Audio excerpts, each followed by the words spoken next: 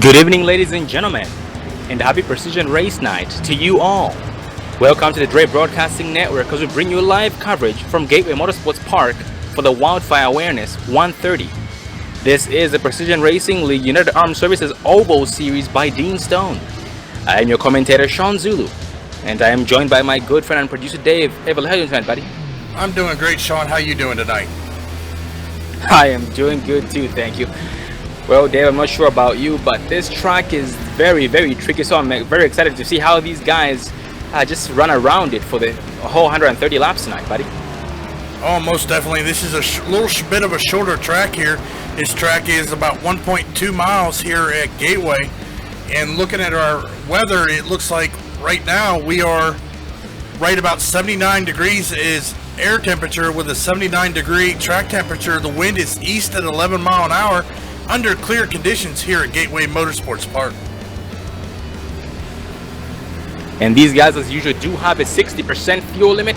That is 60%, 60, so they will have to pit at least once in order to be able to make it. By the looks of it, probably twice for them to make it around the whole entire race successfully. But just a recap from last week at Circuit de Spa for the Do the NT Dash for Cash race number 1. We did have the 7 of Dallas Pataska bring it home. Chris Perez came out in second place. 654 Josh Conker came out in third place after having quite the battle of his life, coming all the way from 30th place, finishing in third. The 911 of John LaBeouf came out in fourth place. The 66 of Charles Paradis came out in fifth place.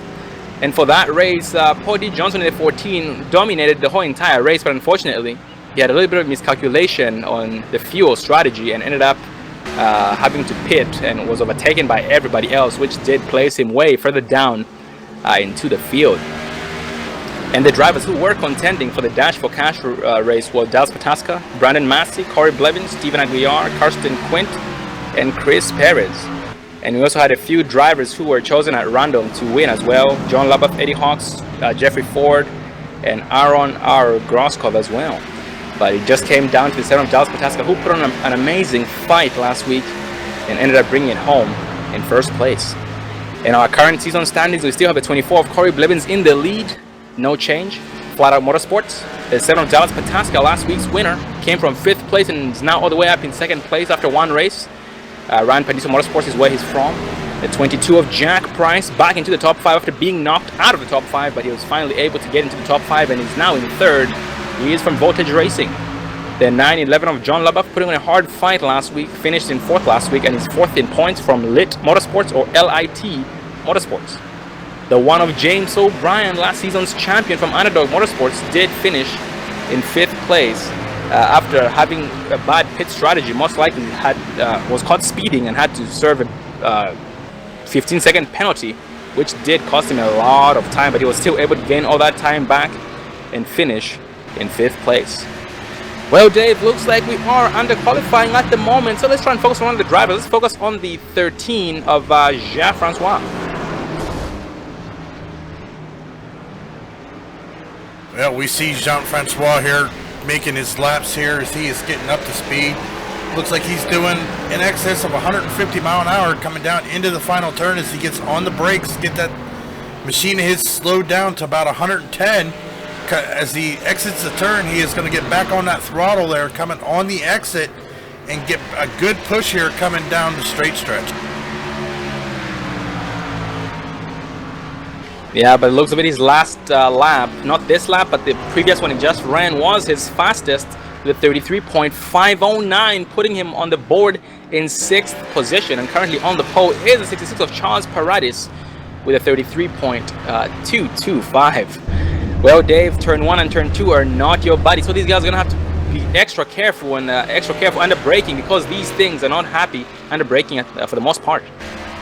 Well, Sean, we have last season's champion out on the track right now. That's the one of James O'Brien, as he is putting down his qualifying times here. Is it looks like his last lap, it's going to put him into 8th position, even though we still have a couple other cars here as we are getting down to the nitty-gritty here. At the end of qualifying, these guys got just a little over a minute and a half left to qualify before qualifying. Right now we only have 15 qualifiers turning laps. As you said, the 66 of Charles Paradis is going to be on the pole for right now, followed by the 8 of Stephen Aguiar and the 87 of Justin Michael, rounding out your top 3 so far.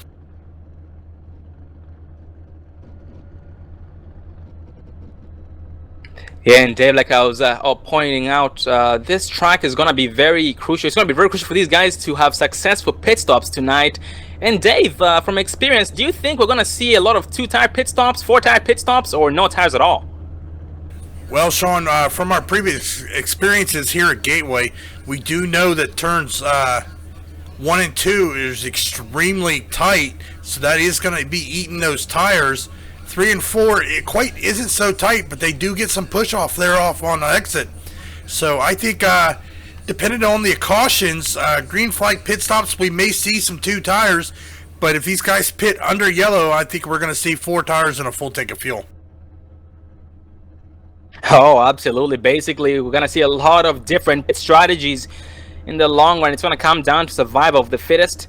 These guys do not have any backup cars, so if they do get wrecked out bad enough, they are done for the night. So they will try their best to stay out of trouble, knowing that they do not have any backup cars like they usually would in different series. And we still have the 66 of Charles Paradis on the pole unchallenged, and we have about 2 seconds remaining until qualifying ends.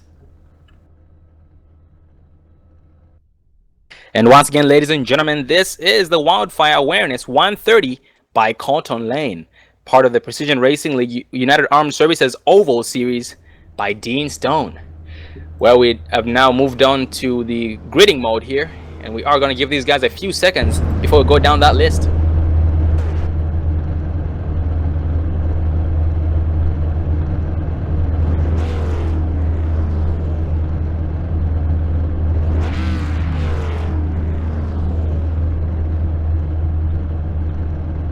Well, once again, we do have the 66 of Charles Paradis on the pole, the 8 of Stephen Aguiar in 2nd place, the 87 of Justin Michael in 3rd place, the 911 of John LaBeouf in 4th, the 22 of Jack Price in 5th place, the 13 of Jean-Francois Champagne 6th, the 7 of Dallas Pataska Hard Charger in 7th place, the 1 of James O'Brien in 8th, the 21 of Trevor White in 9th, the 27 of Danny Duchesne in 10th, 55 of Karsten Quint in 11th place, the 24 of Corey Blevins, our current season standings leader, has been for the last 3 to 4 races, is in 12th place.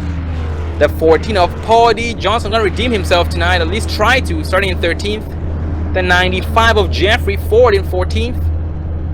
The 3 of Dale Robertson being the last car to qualify in 15th. 11 of Brandon Massey being the first car to not qualify, starting in 16th. The 4 of Sammy Holmes in 17th. 654 of Josh Conker, 18th. The 45 of Eddie Hawks in 19th place. The 60 of Cotton Lane, tonight's race sponsored the Wildfire Awareness, 130. Cotton Lane once again starting in 20th place. The 40 of Aaron R. Groskov starting in 21st. The 28 of Eric Roberts, 22nd. The 41 of Chris Perez in 23rd. The 78 of Ronald McManus in 24th. 59 of David White, 25th. The 9 of Austin Moore in 26th. And last but not least is the 10 of Lance Marsh starting in 27th. And now we do have these guys rolling, going pace speed, which is 55 miles an hour, going green for the first time, this time by.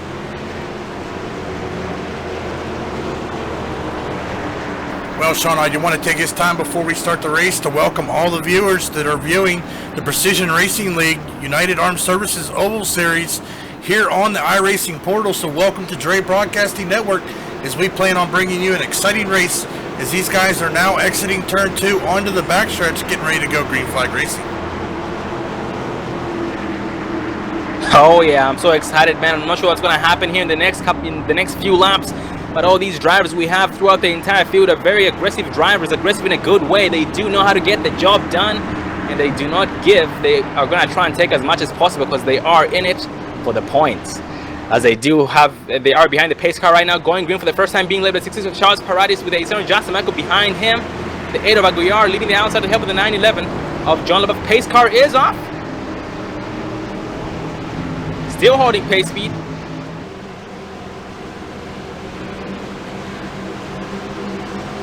The green flag flies, it puts it down. The 7 of Justin Michael gets a better start than he does. The 8 of Aguiar on the outside line, caught slipping quite a bit. The 911 LeBeouf to the rescue of his back bumper.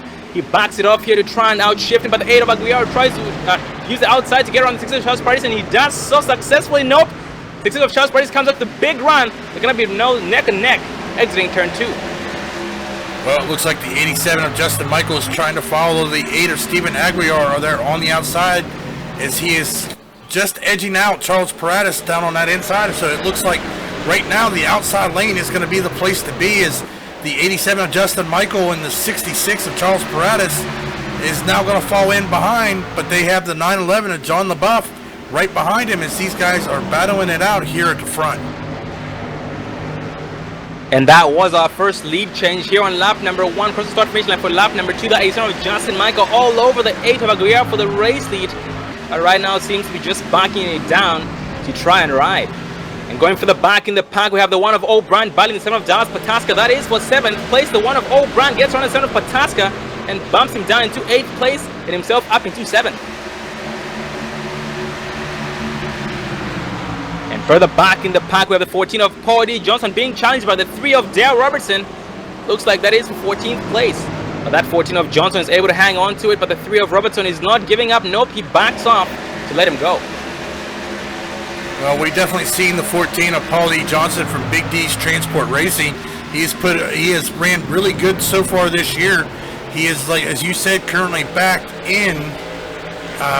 towards the end of the field here, but I look for him to make his way as he is now trying to get to the bumper of the 55 of Colton Lane, of Karsten Quinn, I'm sorry. And that's 654 of Josh Conger on the inside of the 21 of Trevor White for 11th place. He makes the pass successfully. One spinning. It's on just Michael Hart into the wall, exiting turn 2. Their caution is not going to fly. It stays green.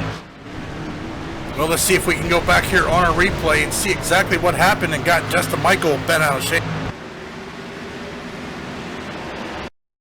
As we pull up our Dre Broadcasting Network instant replay, we are going to focus on the 87 of Justin Michael here to see if we can see exactly what happened. As he was following behind the 8 of Stephen Aguiar, it looks like he just got a little loose coming out of turn number 2, and it sent him down into the wall and gave him some heavy front damage, but he was able to keep it down in the grass, so they did not throw the yellow flag. Yeah, by the looks of it, he just most likely got into the gas a little bit too hard, a little bit too soon. And that did upset his car, and right now he does have some heavy front end damage on that machine, but he is down pit road right now, getting it fixed. Well, going back up to our front here, looks like the 8 of Stephen Aguiar has pulled out to a little bit of a lead as he has about a 1.2 second gap between him and the 66 of Charles Paredes. So it looks like Steven Aguiar is having some real good luck here at Gateway Motorsports Park. The 911 of John Leboeuf takes it away from the 66 of Charles Paredes, bumps him down into third place, and his next victim, the 8 of Aguiar for the race. The 66 of Charles Paredes does it all crossover move on the 911 of Leboeuf for the second place position, and he takes it back successfully. 911 John Leboeuf not backing it off. He's trying his best to take back what was rightfully his. Or what was the 66 of Charles Paredes for the second place. John Leboeuf is not able to hang on to it and gets bumped down into third. Also further back in the pack, the 1 of James O'Brien trying to make up as much time as possible. In front of him once again, the second place position is being fought for. The 6 of Charles Paredes and the 911 of Leboeuf, but the 6 of Charles Paredes is able to hang on to it once again, keeping the 911 of Leboeuf behind him. Well, with them two battling, that gave the opportunity for the 13 of Jean-Francois Champagne to make that move. He gets a little loose coming out of the turn, collects with the 22 of Jack Price, but they keep it below the caution line as the yellow is not going to come out, but now it does come out. Yeah, that was very, very unfortunate for all drivers involved. That involved the 13 of Jean-Francois, like you said, and the 22 of Jack Price. So let's focus on the 13 of Jean-Francois on replay. Well, as we go back to our replay here, we are focusing on the 13 of Jean-Francois. Looks like there may have been a little bump between him and the 911 of John Leboeuf. However, the 22 of Jack Price had nowhere to go, got loose, sent Jean-Francois Champagne back up into the track, and that caused the yellow to come out for our first caution of the night.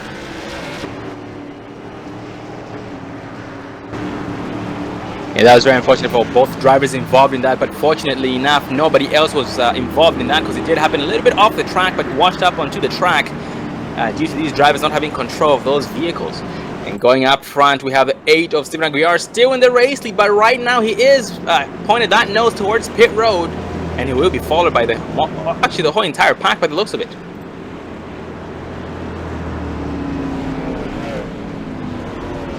We have one driver staying out. It is the 3 of Dale Robertson.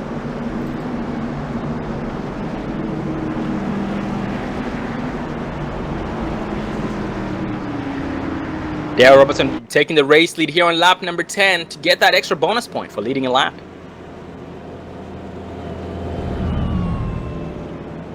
Gonna focus on the 8 of Aguiar on pit road just so we can see what he takes. His right side goes up. The rights are on. The lefts go up. So that is a 4-tire pit stop with a full tank of gas. And the 8 of Aguiar was able to lead entering pit road and lead exiting pit road, keeping the 911 of John Leboeuf, the 911 of John Leboeuf behind him, coming out in second place out of pit road. Well, 6 of Charles Paredes came out in third place out of the pits, being overtaken by the 911 of Leboeuf. Well, we saw everybody come down into pit road and get tires and fuel, except for the 3 of Dale Robertson. He may have just stayed out just to get that bonus point for leading the lap. So it'll be interesting to see if he is going to come down onto pit road this time. No, he is not. He is going to stay out. This might be a risky move on his part there, Sean. Oh, it definitely could be a risky move. At the same time, Dave, maybe the time where it just might be working in his favor. Maybe the car might be driving a little bit looser with it having older tires like that, and maybe he likes it that way. And right now we are 1 to green, so once we go green, we are going to monitor to see how it affects him. Well, Sean, he is going to have that inside starting position, but he is going to have the 8 of Steven Aguiar behind him. On the outside of him, I'm sorry, we have the 911 of John Leboeuf, who will be lined up right behind Dale Robertson, and then Charles Paredes will be lined up behind Steven Aguiar. It'll be interesting to see how this restart is going to be, considering the 3 of Dale Robertson is on older tires, but everybody behind him is on a fresh set of new tires. He just might be a sitting duck at the same time. If he does get a better start than everybody, a better jump, he might be able to hold them off for a little while. But the 911 of John Leboeuf behind him does seem to have a little bit of some right front damage and a little bit of rear end damage as well. But the looks of it won't affect him any or too much. Well, Dave, take us to green. Well, as the pace car brings him through here, through turns 3 and 4, the pace car dips down into pit road. Here comes Dale Robertson, hard on that throttle, gets a good jump on that restart, is able to get up into that outside line as they come to the start-finish line. Coming into turn 1, looks like Stephen Aguiar and John LaBeouf is going to be lined up behind him. Stephen Aguiar goes a little high there through turns 1 and 2, but it still is not able to close. But looking right behind him, John LaBeouf is looking to his inside to make a pass. And the caution does fly, so we are going to take a look at what might have been the cause of it and who might have been involved. Looks like the 9 of Austin Moore was involved in that one. Oh, looks like it involved more than the 9 of Austin Moore. The 14 of Cody Johnson, 21 of Trevor White, 24 of Corey Blevins as well. Let's focus on the 21 of Trevor White on replay.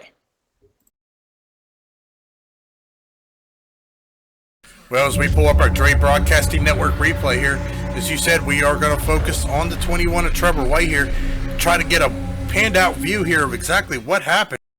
Looks like as they were coming out, he was running on the outside there of the 24 of Corey Blevins, coming out of the turn, gets a little loose, gets into the 24 of Corey Blevins, collects, and then just everybody, as we see the 14 of Paul D. Johnson flipping through the air. Oh, that is going to collect some very fast drivers. This is going to shake the field up, Sean.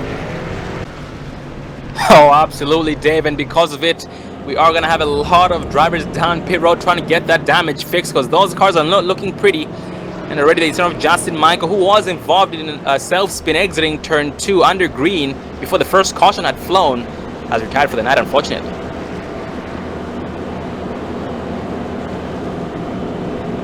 And going back up front, the 3 of Dale Robertson still deciding to stay out, now having 14 laps on his tires, while most of the drivers who were involved in that incident are headed down pit road as we speak.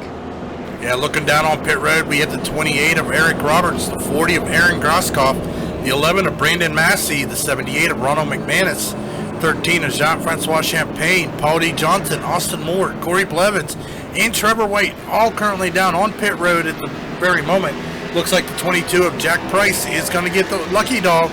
That is going to put him back on the lead lap. That was a job well done by the 22 of Jack Price, being patient, staying out of trouble, and being able to get that lucky dog to be back on the lead lap in 26th place. Well, we are going to interview one of the drivers. Let's interview the 3 of Dale Robertson.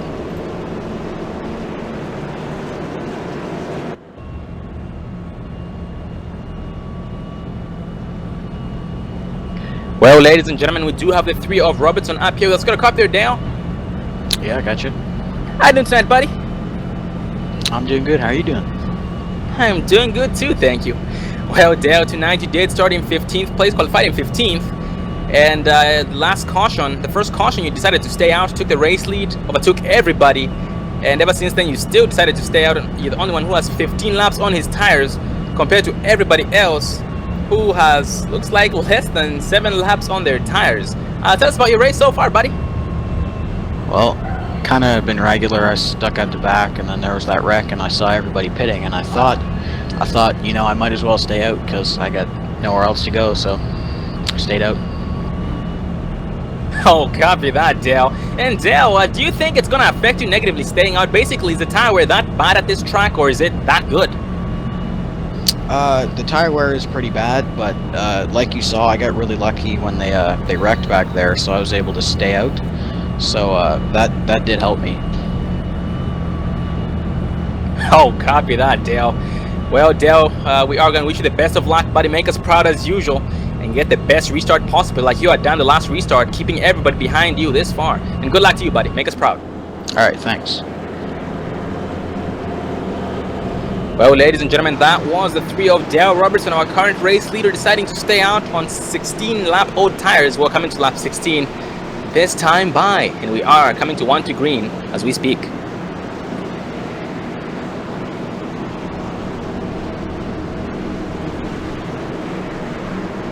Yes, we are now 1 to green. The 3 of Robertson is still in the lead. On the outside is the 8 of Aguiar, leading the outside line.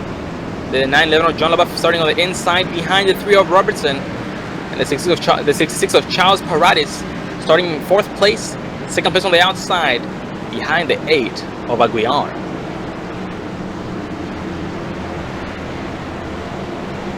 Well, Dave, it's going to be interesting to see what these guys do, if they ride or if they just pretty much go for it until those tires are gone. Yeah, most definitely here is we are only in lap 15 of 130, which means we have 115 laps remaining. It'll definitely be interesting. We're already starting to see some pitch strategies playing out here. It'll be real interesting how this is going to play out if we get into a long green flag run. Yeah, that's the best thing. That's the best strategy they have against their opponents right now, is that pit strategy. If they execute a very perfect one, they are most likely going to be able to stay in the top 5 to win this thing. The pace car goes up 3 of Robertson, puts it down immediately. 8 of Aguiar sees it, comes out as 9-11 of John LaBeouf.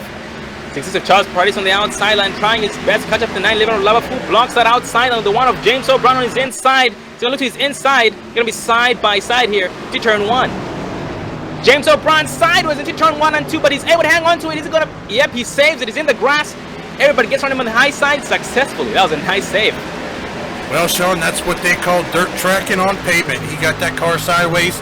He cranked that wheel, feathered his throttle, was able to keep it out of the grass and keep it on the track. He is going to lose some positions, but not as much as he would have if he would have lost control of that car of his and went into the wall. Oh, absolutely. The most important thing is that he was able to get out of that unharmed, but he did go from 5th place to 11th place. Just like you said, he was overtaken by a lot of drivers. But right now he's on the outside of 27 of Danny Duchesne, and that is a battle for 10th place. He propels past the 27 of Duchesne, exiting turn number 2, but Duchesne has some pressure from behind. That is from the 10 of Lance Marsh.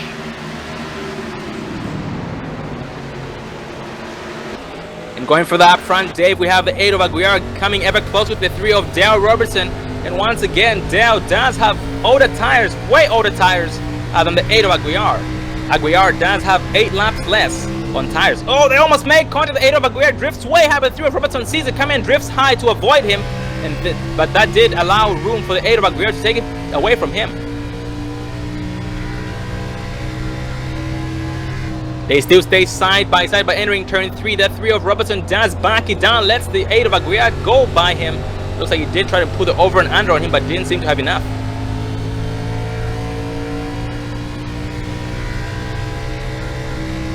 That 3 of Dale Robertson not having an easy time just yet. He does have the 9-11 of John LaBeouf right behind him, trying to take away his 2nd place position.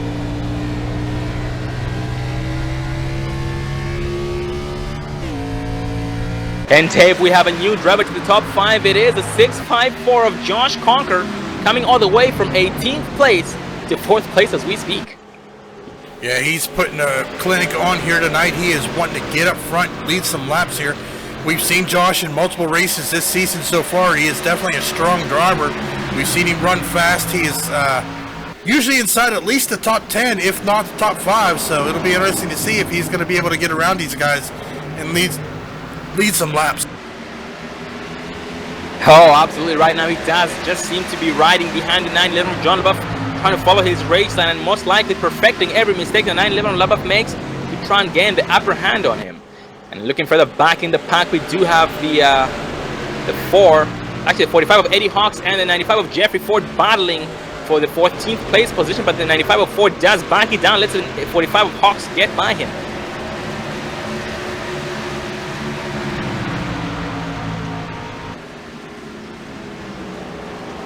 Also further back in the pack, 59 of David White making moves on the 13 of Jacques-Francois, but Jacques-Francois takes it back from him. They're going to be side by side through turns 1 and 2. 13 of Jacques propels past him, exiting turn 2. And that does open the door for the 22 of Jack Price as well. Look to the left side of the 59 of David White. He is going to get to that inside here through turns 3 and 4. He is going to clear the 59 of David White and overtake that position, which is 20th, as he is was involved in that previous incident. So, but his car doesn't look too bad. It looks like a little right side damage, but it doesn't look to be affecting. Yeah, Dave, at the moment he just seems as though he is just riding to try his best to stay out of trouble, because it looks like he was lucky enough to avoid getting worse damage than he actually has right now. So his best bet right now is just to play it smart like he is doing to try and stay out of trouble. And going up front, we do have a little bit of a battle going on between the 11 of Bernard Massey and the 9 of Austin Moore, and that is for 18th place. Actually, Sean, it looks like the 11 of Brandon Massey is a lap down, so that is not for position. He is just trying to keep his nose clean in case the yellow comes out so he can get that lucky dog and get back on the lead lap, as the 11 of Brandon Massey is currently in 25th position. That does explain why he let him go, and right now Brandon Massey is on the move, trying to gain as many spots as possible to try and get up front. Most likely get his lap back the hard way, but if not, hopefully lucky dog.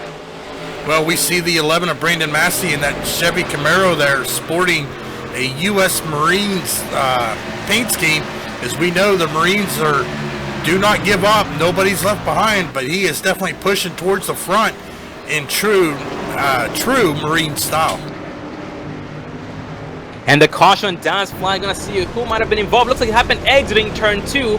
We have the 55 of Karsten Quint, who was hard in the wall. The 1 of James O'Brien as well was involved in that. So let's focus on the 1 of James O'Brien on replay. Well, we are focusing on the 1 of James O'Brien as the 55 of Karsten Quint is coming out of the turn, gets loose, makes contact with the 1 of James O'Brien, sending him spinning. Looks like he was also collected the 40 machine that looked like Aaron Groskopf was also involved in that. But it looks like everybody else was able to get around him, as we have got a lot of smoke. There goes the 78 of Ronald McManus trying to slow down, locking them brakes up and getting into that wall as well. And that was very, very unfortunate for both drivers, for all drivers involved in that. And by the looks of it, it was some bad netcode between the 55 of Karsten Quint and the 1 of James O'Brien. After James O'Brien got loose, 55 of Karsten Quint on the outside did get loose as well. And some bad netcode happened in between those two drivers, and that did cause that incident. But going back up front, we have the 8 of Aguiar still in the race lead. Well, ladies and gentlemen, we are going to take a quick commercial break so you guys can get some more popcorn and refreshments. We'll be right back, so stay tuned.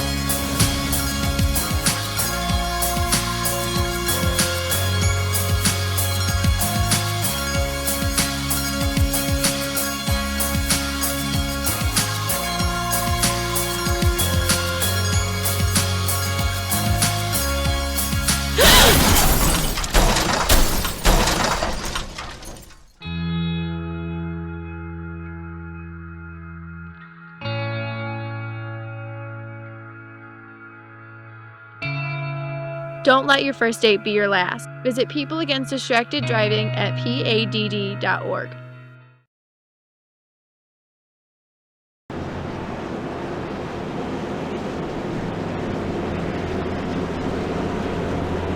Welcome back, ladies and gentlemen, to the Wildfire Awareness 130 by Cotton Lane here at Gateway Motorsports Park, part of the Precision Racing League United Armed Services Oval Series by Dean Stone. Well, going back to the race, we do have the 8 of Aguiar still in the race lead and the 3 of Robertson behind him in second place. And every single driver this far, Dave, has pitted in. Yeah, most definitely here is it looks like we still have James O'Brien down on pit road. Chris Perez is on pit road. Ronald McManus and Trevor White are both still down on pit road.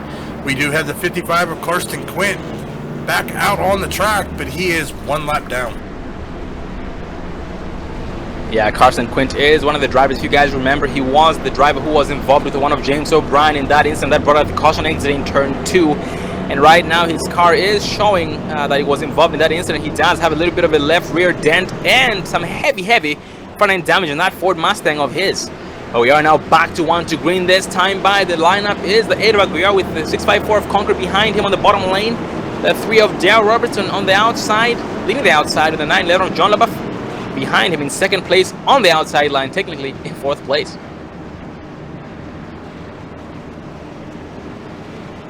Well, at this point, these guys have all pitted in. They do have less than 5 laps on their tires, so it's going to be interesting to see how they drive.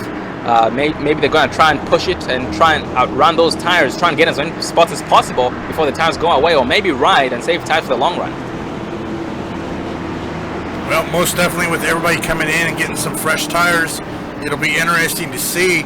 We've seen the battle mostly up tonight between the 3 of Dale Robertson and the 8 of Steven Aguiar, as Steven Aguiar has already led 18 laps tonight, as they are now coming through turn 3 into an exit of turn 4. The pace car is off. The 8 of Steven Aguiar jumps that start. Looks like the 6x4 of Josh Conquer is going to get a better run than the 3 of Dale Robertson as they come across the start finish here into turn 1. The 9-11 of John LaBeouf was having trouble picking a lane between the 6x4 of Conquer and the 3 of Robertson, and decided to go the 6x4 of Conquer, and 6 of Charles Paris behind him, being challenged by the 7 of Dallas Pataska, and that is a battle for 5th place. They stay side by side here throughout the backstretch, entering turn 1. 6 of Charles Paris occupying the inside line. They still stay side by side into turn 3, but 7 of Pataska does leave a slight nose, entering turn 3. 6 of Charles Paris gets loose exiting turn 4 and has no choice but to let 7 of Pataska get by him. That does allow the 6 of Cotton Lane to look to his outside, and to 7 of Danny Duchesne to occupy his inside line behind him. Oh, Sammy Holmes gets into the wall, trying to avoid getting into the car on his inside line. Looks like he got barely a scratch on that Ford Mustang of his, but it's still going strong. Yeah, most definitely. Sammy Holmes is definitely a great competitor. He tries to keep it clean as he's now exiting turn 4, but now he's got to watch because he has that 10 machine of Lance Marsh right behind him looking to take that position away. But Sammy Holmes holds his line here coming into turn 1 and 2. Slides up a little bit. Just Lance Marsh just is not close enough to be able to make the pass. And Lance Marsh and Sammy Holmes are both from the same team. They are teammates. When it comes down to it, they are going to battle each other because they are both in it for the points. Going back up front, 654 of Conquer is able to get around the 3 of Dale Robertson, bumping him down into 3rd place. And so far, he's been the heaviest mover this far. 654 of Conquer starting in 18th place, and he's now in 2nd. Well, he's trying to get down onto that bottom there, trying to challenge the 8 of Steven Aguiar as he is getting closer to that bumper. You know the 8 of Steven Aguiar is going to be watching his mirror, trying to figure out what Josh Conquer is going to do and how to keep him behind him. And so far they do take different race lines. The 654 of Conquer is pulling him in, but exiting those turns, the 8 of Aguiar is propelling and keeping that gap constant, if not increasing quite a bit. The 654 of Conquer still holds strong as well. Looking further back in the pack, we do have a... Oh, this 911 of John LaBeouf gets sideways, goes hard into the wall, overcorrected it, and the caution is gonna fly. Oh, the more cars powering to him, and that does cause a bigger reaction than it actually was. Well, we are going to pull up our Dre Broadcasting Network instant replay here. We are going to focus on the 911 of John LaBeouf to see exactly what happened here and how he got loose. Looks like coming into the turn, he gets down, gets slowed down. The only problem is, gets a little too hard on that brakes to get loose, overcorrects it up into the wall, hits it hard, and also makes contact with the 60, the 40 of Sam Holmes. It looks like Eric Roberts was involved in that. Made contact him, as well as the 11 of Brandon Massey. Oh man, that was very unfortunate for all drivers involved. And yeah, Dave, that is very normal when a wreck happens up front like that. It usually collects everybody behind because they don't have anywhere to go and they don't have enough time to react.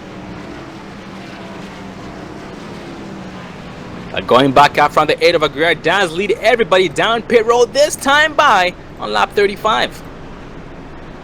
But we do have some drivers deciding to stay out. That's going to be the 3 of Dale Robertson once again, with the 7 of Dallas Pataska right behind him.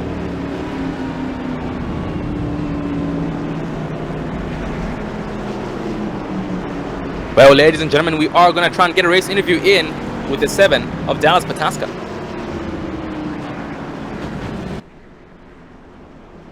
Well, we do have the 7 of Pataska up here. That's going to come up there, Dallas. Yep, how you doing, Sean? I'm good. How are you doing, buddy? A little tense right now. Came close to wrecking a couple times here. Oh, 10-4, Dallas. Well, I am glad that you did not end up wrecking. You were able to hang on to it every single time and still stay out there without a single scratch. Well, Dallas, tell us about the track so far. How's it feeling? Because turn 2 doesn't seem to be the everyone's best friend. No, it isn't. The track is about 10 degrees hotter than it was in our practice session we had, so I think everyone's overdriving. I think that's why people are having troubles with 2. I know I'm having troubles getting off the corner, so I think that's a big reason for a lot of these cautions we have. Oh, 10-4, Dallas. Yeah, it does seem as though, it's different driving styles out there, just like you said, different temperature, which makes it even more difficult for these guys, for you guys to handle these cars. Basically, they do handle way different compared to the different weather that you guys had practiced in. But Dallas, what do you think is the best strategy for you tonight so far? Basically, what's your strategy? Right now I'm just kind of riding, trying to get to the end clean and see what tires are going to do under some wear and scout everyone else out to see what they got to offer come 10-15 laps out from checker flag. Oh, copy that, Dallas. And Dallas, you did point out that the track temp during practice was different, lower compared to now. But during practice, how was the tire wear? Was it very bad or was it manageable? Is it good enough to keep up with? Well, it's a decent drop off after a couple laps. It's a significant notice in 1 and 2.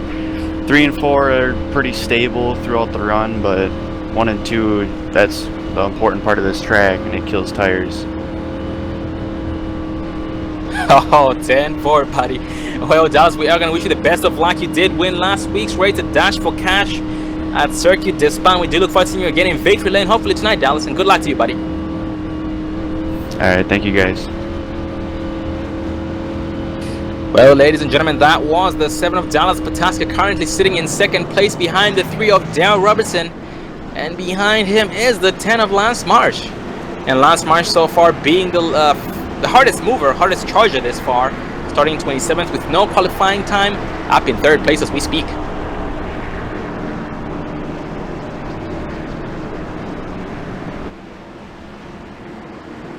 And Dave, just like the last 2 cautions we had, or 2 cautions ago, some drivers did decide to stay out. Well, almost the whole entire field did pit in. It's the exact same as we speak. We have the top 3 drivers on 12 lap old tires compared to everybody else who has 5 laps, less than 5 laps on their tires, and that is Dale Robertson, Dallas Pataska, Lance Marsh. These guys did not pit in, so it's going to be interesting to see what happens to them. But just like Dallas had said, he's just staying out to try and see how the track affects those tires.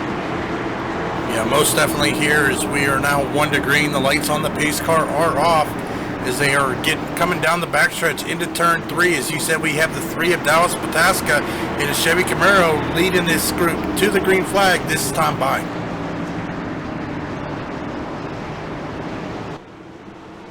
As we do enter turn number 3, the 3 of Dale Robertson does hold pace with 55 miles an hour. Well, Dave, do us the honors. Pace car is off. The 3 of Dale Robertson gets hard on the throttle, gets a good run. The 7 of Dallas Pataska sees it coming, but just is not able to keep up with him. The 10 of Lance Marsh looks to the inside of Josh Conker, but just is not able to get there. But is going to fall back into 4th place, but he does have the 66 of Charles Paradas behind him. Charles Paris right now side by side of the 10 of Lance Marsh. Lance Marsh did not get a good start at all. He was caught sleeping, lost about 2 to 3 spots on that restart, and now losing about his 5th spot to the 8 of Aguiar. He does stay high to let them by. 27 of Danny Duchesne side by side with him. They're going to cross start finish line neck and neck. Let's see who takes it. Looks like that did give it to the 27 of Duchesne by slight nose, and the 10 of Marsh just went from 3rd place to 7th place in 1 lap. Well, Dave, maybe him staying out on 14 lap old tires is not a good thing after all.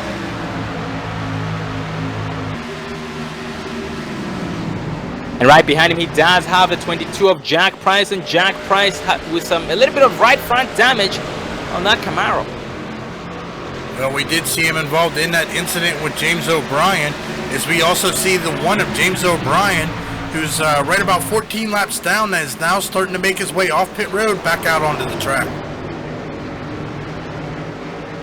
Oh, actually, looks like he's just now pulling into his pits though. So he's most likely going there to get some damage fixed. The right side is up. So I guess maybe this is the strategy.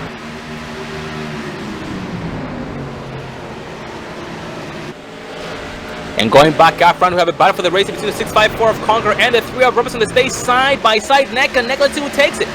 It's a drag race between these two drivers, and that it still gives it the 3 of Robertson, who was leading a slight nose. Crossing the start face time, but the 3 of Robertson does drive it way harder into turn number 1 and 2. But the 654 of Conqueror has no choice but to back it down to avoid drifting high. They go side by side once again. 654 of Conqueror is still neck and neck with the 3 of Robertson, who propels exiting turn number 2. Gonna lead a slight nose, entering turn 3. 654 Josh Conqueror breaks way later and gets a little bit sideways, entering turn 3. 3 of Robertson backs it down to let him go.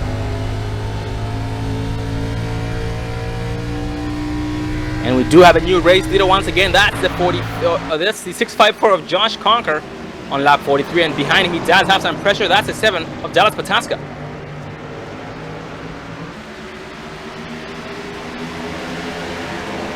The 6 of Charles Price battling the 7 of Pataska for the 3rd place position. Huge run on him. He's only a slight nose, a big nose. Entering turn 3 with the 7 of Dallas Pataska. Dallas Pataska does propel here, entering the turn, but then the 6 of Charles Price comes back and gets around him successfully and bumps him down into 4th. They're coming up to a slower car. That is the 60 of Cotton Lane. Just went a lap down. And that 60 of Cotton Lane, Dave, has some heavy damage on that Ford Mustang. That is not pretty. Well, meanwhile, the 8 of Stephen Agriar, the 7 of Dallas Pataska, is going to get slowed down by the 60 of Colton Lane. That is going to let the 8 of Stephen Agriar get around him, as the 7 of Dallas Pataska is able to get behind him, but he is going to lose that position to the 8 of Stephen Agriar.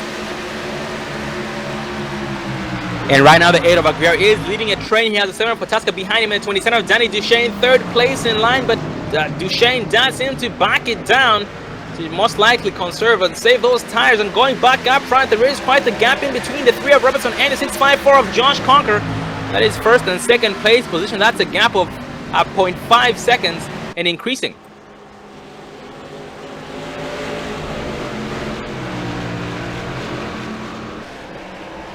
Going further back in the pack, we do have the 13 of Jean-Francois battling the 95 of Jeffrey Ford. That is a battle for 9th place for the 13 of Jean-Francois. Decides to back it off, exiting turn 4 to ride single file behind the 95 of Jeffrey Ford. And Jeffrey Ford right now is catching up the 22 of Jack Price. And right now, Dave, we have one driver exiting pit road. That is the 4 of Sammy Holmes.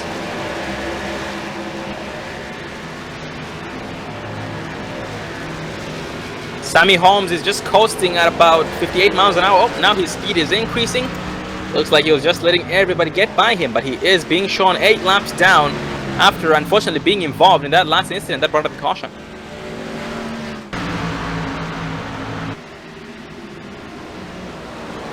And going back up front for 2nd place with a battle between 6 of Charles Partis and the 3 of Dale Robertson, but Dale Robertson does turn up his game and keeps the 6 of Charles Partis in 3rd place. But the gap between the 654 of Conqueror and the 3 of Robertson has increased. Ooh, the 66 of Pratis gets a little loose.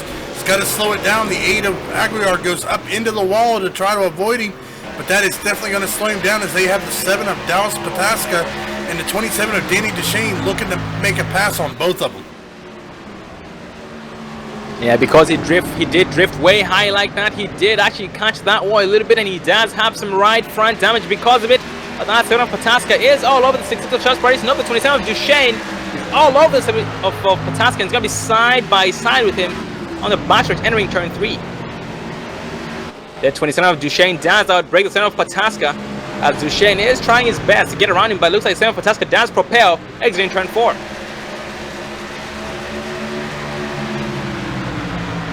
And Dave, let's ride on the in car with 27 of Duchesne, just so we can hear that engine roar.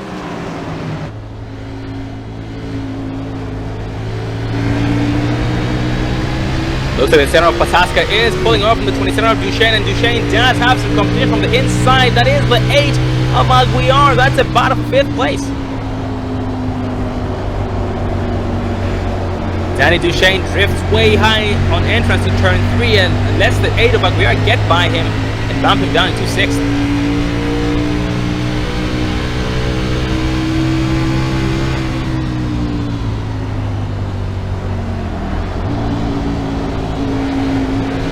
And going further back in the pack, we do have the 40 of Aaron R. Groskov battling the 28 of Eric Roberts, but right now Eric Roberts did propel. Entering turn number 1, exiting turn 2 is all over. The 10 of Lance Marsh gonna look to his inside, and they'll be side by side. He's most likely gonna clear him, exiting turn 4. He actually clears him, entering turn 3 because Lance Marsh did back up his braking point, let him go, and also allowed the 40 of Aaron R. Groskov to take it away.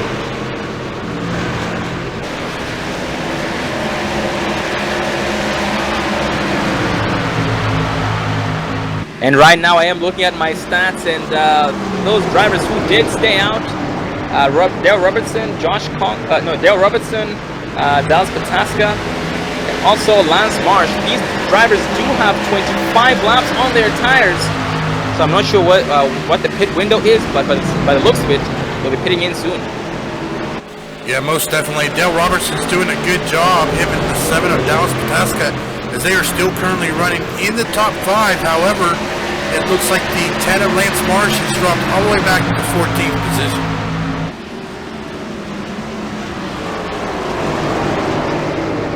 Yeah, Lance Marsh right now looks like he's just pretty much riding, letting everybody get by him without any fight whatsoever. Maybe he has a trick up his sleeve during pit strategy or during pit stops, and right now he has the 9 of Austin Moore in front of him, and Austin Moore does seem to have a little bit of damage on that Toyota Camry. Yeah, it looks like the 10 of Lance Marsh has no damage on that Ford Mustang of his, so he has been able to keep it clean. So maybe that is his strategy here. We are now 78 laps remaining here at Gateway Motorsports Park. In front of him, Dave, we have the 40 of Aaron R. Groskov trying his best to get on the 45 of Eddie Hawks. Let's actually try and run on the in-car with the 40 of Groskov so we can watch him work.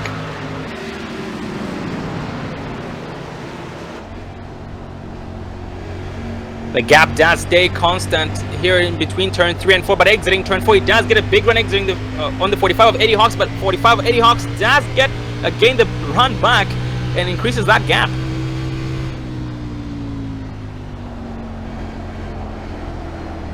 Aaron Groskov has a 9 of Austin Moore breathing down his neck, so if he does make a mistake, the 9 of Moore is going to take it away from him without any trouble.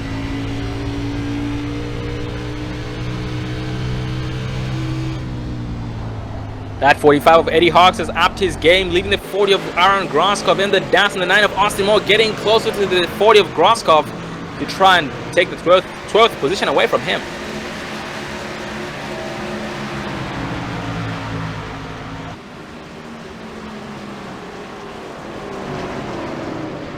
And going back up front, the 3 of Robertson and the 6 of Charles Paris take the 1 of James O'Brien 3 wide. And it looks like James O'Brien is now being shown 16 laps down here in 24th place. That's very unfortunate, Dave. Yeah, he's definitely a fast driver. He just hasn't had very much luck in the early parts of this season. Yeah, but we still do have a lot of season left for him to redeem himself. He has the 8 of Aguirre on his inside line trying to take it away from him, but James O'Brien does still stay high to let everybody go by without a fight. Unfortunately, we have 2 more drivers retiring, for the 1 of Chris Perez and the 21 of Trevor White. Well, we currently have 19 cars still on the lead lap. The 14 of Paul D. Johnson. It will be the last car on the lead lap, but as he is just riding back here, he has got some heavy damage to that Ford Mustang of his. Yeah, and John Love down pit road right now getting some damage fixed because that car is not pretty at all. The caution does fly. Let's see who might have been involved. Oh, looks like the 3 of Dale Robertson was involved in that. He was off the track, and so was the 6 of Charles Paradis. Let's focus on the 6 of Charles Paradis exiting turn number 2 on replay. Well, as we are watching our Dre Broadcasting Network replay, it looks like the 3 of Dale Robertson, the 66 of Charles Paradis, were running door to door, and Dale Robertson just gets turned a little bit, gets down into that grass just enough to bring out the caution for our 5th caution of the night. And that 78 of Ronald McManus was smoking heavily on the track before the caution came on, and right now he is down pit road, getting some damage fixed. And going back up front, we see the 654 of Josh conquering the race lead, going down pit road this time by being followed by pretty much everybody. Looking behind the pace car, we have one driver staying out. That is the one of James O'Brien, trying to get his lap back, at least one lap back.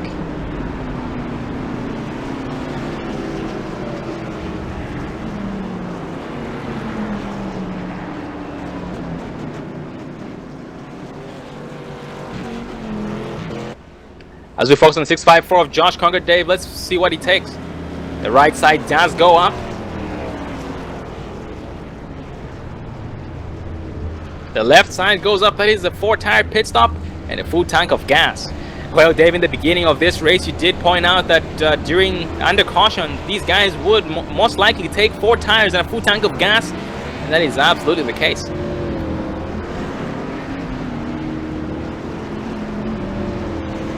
Yeah, 654 of Josh Conger was able to lead entering pit road and lead off of pit road, with the 6 Charles Paris coming out in 2nd place behind him. 7 of Das Pataska, out of Aguiar, 27 of Danny Duchesne, and the 3 of Robertson.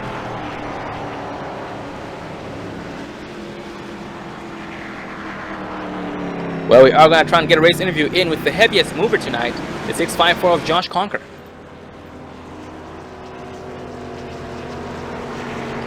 Well, ladies and gentlemen, we do have the 654 of Josh Conger up here. That's going to come here, Josh. Yeah, I got you, Sean. How you doing tonight, buddy? I'm doing pretty good. How are you? I am doing good too, thank you. Well, Josh, tonight you did start all the way back there in 18th place with no qualifying time and are currently in the race. Then last week at Circuit des Spa, you did start way back in the field, I believe 31st, and you did end up finishing in 3rd place. Tell us, how's your race so far, buddy? Race been going pretty good. I kind of wish I got to qualify, hit the wall off too. So the race going pretty good so far. I mean, if we could add a little less caution laps, I think I would have been able to keep a gap over everybody, but it's pretty good so far. Oh, copy that, Josh. I am glad to hear that. And Josh, we have noticed that most wrecks, so all wrecks are most likely, actually, yeah, they all happened exiting turn number 2. Are you also having trouble exiting turn 2? Because we did notice that the ACM of Justin Michael was one of the victims of turn 2. Turn 2 is a little loose. If you take it wrong when you're downshifting in 3rd gear, it does get a little loose, but you have to hit it in the right spot not to get that kick sideways. I guess some people just haven't found that nice spot like I have. Oh, 10-4, Josh.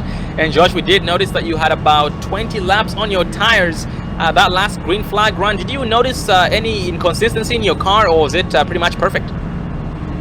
Our car's feeling pretty good. Tire right here is not the greatest, so but I mean, overall in the long run, the car feels pretty good. I did a couple long run practices in the practice session before the race, so I'm pretty confident with my long run car. Oh, 10-4, Josh. I am glad to hear that. Well, Josh, you are now back to 1 to green, this time by being the heaviest mover, starting in 18th place and being the leader here on lap number 61. Well, good luck to you, buddy, and make us proud. Thank you, Sean. Well, ladies and gentlemen, that was the 654 of Josh Conger, our current race leader. And we are back to 1 to green, this time by 6 Charles Paris leading the outside. The 7 of Dallas Pataska, 7th place on the inside in 3rd place. The 8 of Aguiar, 2nd place on the outside in 4th place.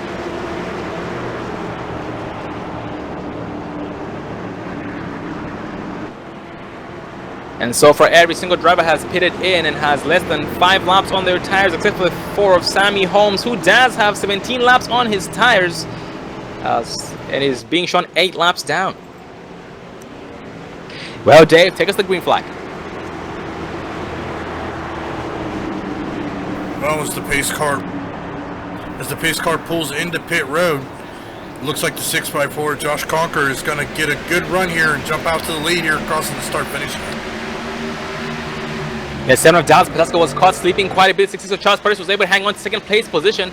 The 8 of Aguiar does drive that thing hard into turn number 1 on the outside and trying to occupy the outside of the 7 just Pascal, and does so successfully. And still gonna stay side by side throughout the backstretch throughout turn 3. And the 8 of Aguirre does propel here, entering turn 3 at 7 of Pataska has no choice but to back it down. The 8 of Aguirre was able to clear the 7 of Pataska entering turn 3, but he does have the 3 of Robertson behind him, able to almost being able to pounce on the 7 of Pataska for the 3rd place position.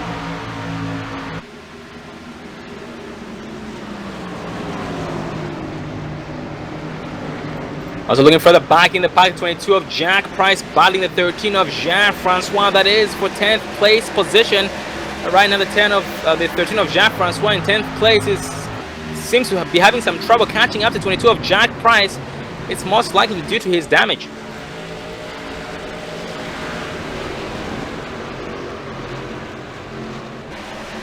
And that 10 of Lance Marsh gives a bump of a life, and the 45 of Eddie Hawks almost gets him loose, but he's able to hang on to it. Lance Marsh right now on the move, trying to get as many spots as possible. He is on newer tires compared to everybody else, so he is driving the living crap out of that car to try and get the best performance out of it. Well, he's got the 40 of Aaron Groskopf right behind him there, Sean, looking to make a pass on the inside as he is going to stick his nose in there, but he is going to slow down a little earlier than Lance Marsh, so he's going to drop back a little bit. Meanwhile, even behind the 40 of Aaron Groskopf, we have the 28 of Eric Roberts also back in the mix back there as well.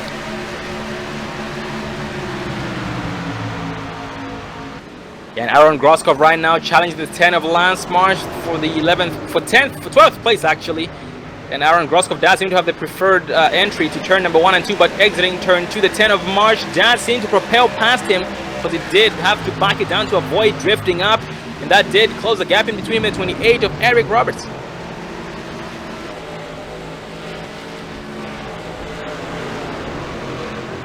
And also looking a little bit further back in the pack, Dave, we have the 59 of David White, still riding like the last time when we checked on him.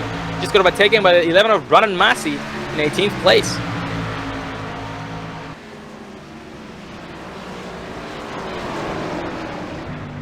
And during that last pit stop, these guys did go about 20 plus laps on their tires, 20 to about 25.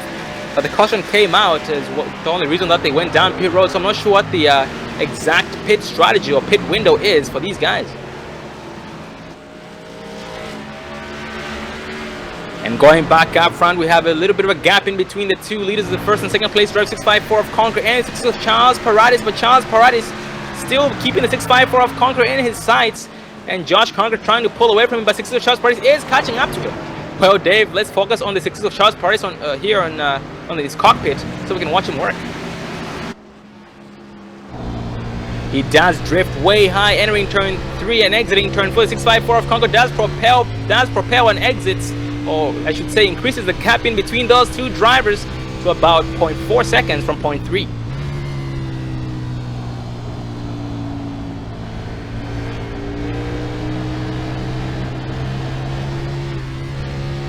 Oh, Charles Paradis gets loose off of turn number 2, but is able to hang on to it, and that does allow for the 654 of Conqueror to pull away just a little bit more.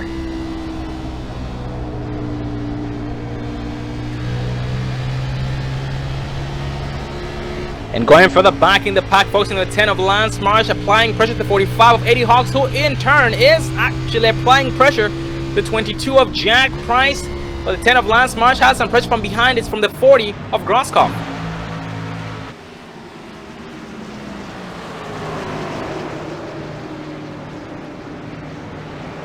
That 45 of Eddie Hawks does seem to be a little bit faster entering the turns, but exiting the turns, the 22 of Jack Price seems to be way faster than he is, so the gap is staying consistent throughout.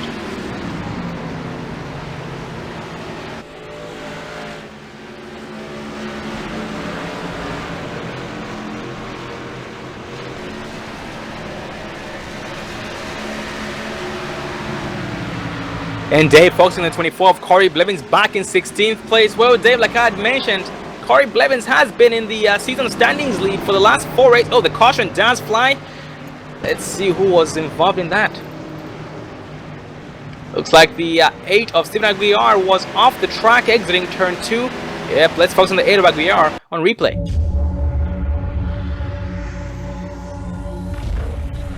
Well, as we go to our Dre Broadcasting Network replay, we were, as you said, Sean, we were going to focus on the 8 of Steven Aguiar. As it looks like exiting the turn there, he through the backstretch coming into turns 3 and 4. He looks like he was just running by himself here. He gets down a little low there next to the white line coming out. He's running right about middle track. Looks like coming on exit, he kind of drifts up, almost tags that wall, but here on the front stretch, looks like it is going to be in turn 1 and 2 that this incident occurred here. As the 8 of Steven Aguiar gets on, slides up the track, coming out of turn 2.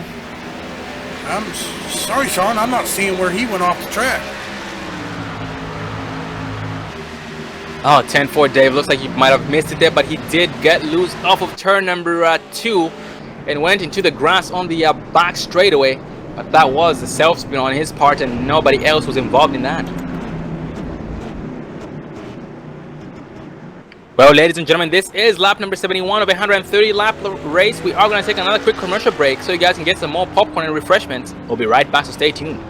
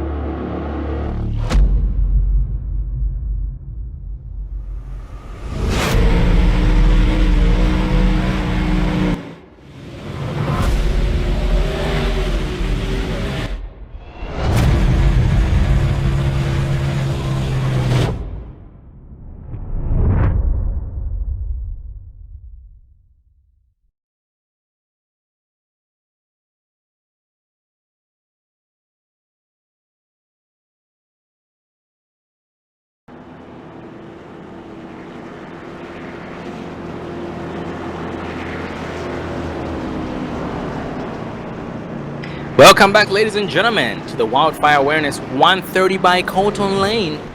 And also, this is part of the Precision Racing United Armed Services Oval Series by Dean Stone. But going back to the race, we do have the 3 of Darryl Robertson in the race lead with 15 laps on his tires, being the only driver to stay out this caution. So it's going to be interesting to see how it affects him, having 15 laps more on his tires compared to everybody else. He has a 6.54 of Conqueror to his outside in second place. 6.6 of Charles Partis in third place. Second place on the bottom lane. The 27 of Danny Duchesne. Second place on the outside lane. In fourth place position. Well, Dave, his best bet right now is to just get a better restart, a better jump than everybody else to try and keep them away for a few laps.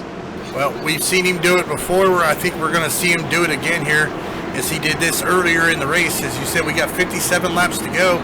These lap times are running right about 33 to 34 seconds. So these lap times will be counting down really quickly. Oh, that's absolutely right. And unfortunately, due to many incidents by John LaBeouf, due to him getting involved in a wreck and his car not being good enough to stay competitive, he has retired for the night. That's very unfortunate for John LaBeouf. We do look forward to seeing him next week at Talladega. As we enter turn number 3, the pace car does go up 3 of Robertson, does put it down 6.54 of Congo, does see it coming, challenging him neck and neck. The 3 of Robertson is going to clear him successfully, exiting turn 4. 654 of Josh Conker still charging behind him. Entering turn number 1, he tries to outbrake him, gets close to his back bumper. 3 of Robertson does try and propel past him. 654 of Conker is going to give him a bump, exiting turn 2. Almost gets him loose. That 3 of Robertson trying his best to keep 654 of Conker behind him, but 654 of Conker as well trying his best to take it away. He tosses it in to his inside, entering turn 3 and forcing him to drift way high, entering turn number 3. And that does bump him down into the second place position. That is the first lead change again, but another lead change on lap 76. And Charles Price coming ever closer to 3 of Robertson to the second place position.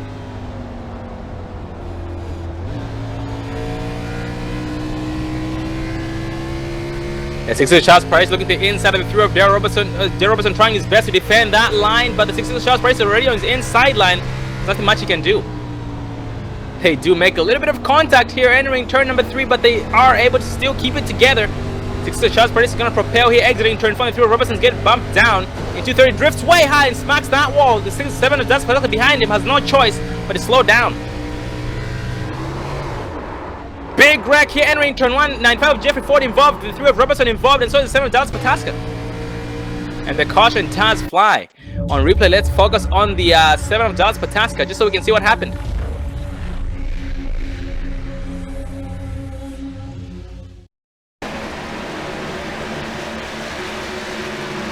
Well, as we are focusing here on the 7, it looks like some contact was made between the 95 of Jeffrey Ford, the 7 of Dallas Pataska. Unfortunately, the 3 of Dale Robertson is going to be the big beneficiary of all that contact. And that was very, very unfortunate for all 3 drivers involved in that. And by the looks of it, it was the 7 of Pataska did not ended up, since he did check up a lot, to had to slam on those brakes at a very, very fast rate. He did have no choice but to jerk a little bit to the left to try and avoid getting into the 3 of Robertson. That did cause the contact, because he did have someone on his inside line. Well, going back up front with 654 of Josh Conker in the lead, the 6 of Charles Price in second place, 27 of Danny Duchesne in third, 95 of Jeffrey Ford in fourth, and the 7 of Dallas Pataska in fifth place. And by the looks of it, the 654 of Conker decides to stay out, and so does everybody else behind him. We actually have some drivers going down pit road this time by the 9 of Austin Moore being one of those drivers, and seems to be leading a little bit of a small pack behind him.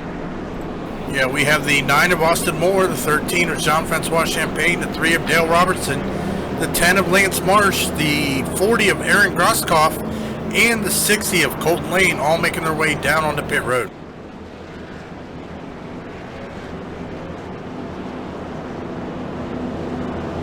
And Colton Lane back on the lead lap here, being shown in 17th place on pit road. Still has some damage on that front end, but it's still good enough to keep him on the lead lap and keep him from going a lap down. So that is a lot of determination on his part. And that 40 Aaron Grosskopf just exited pit road in front of him.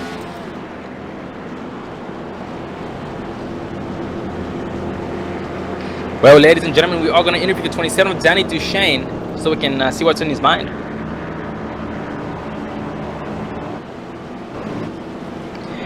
Well, ladies and gentlemen, we do have the 27 of Danny Duchesne up here with us. Get a cup there, Danny. Yeah, 10-4. How you doing tonight, buddy? Oh, it's going pretty good.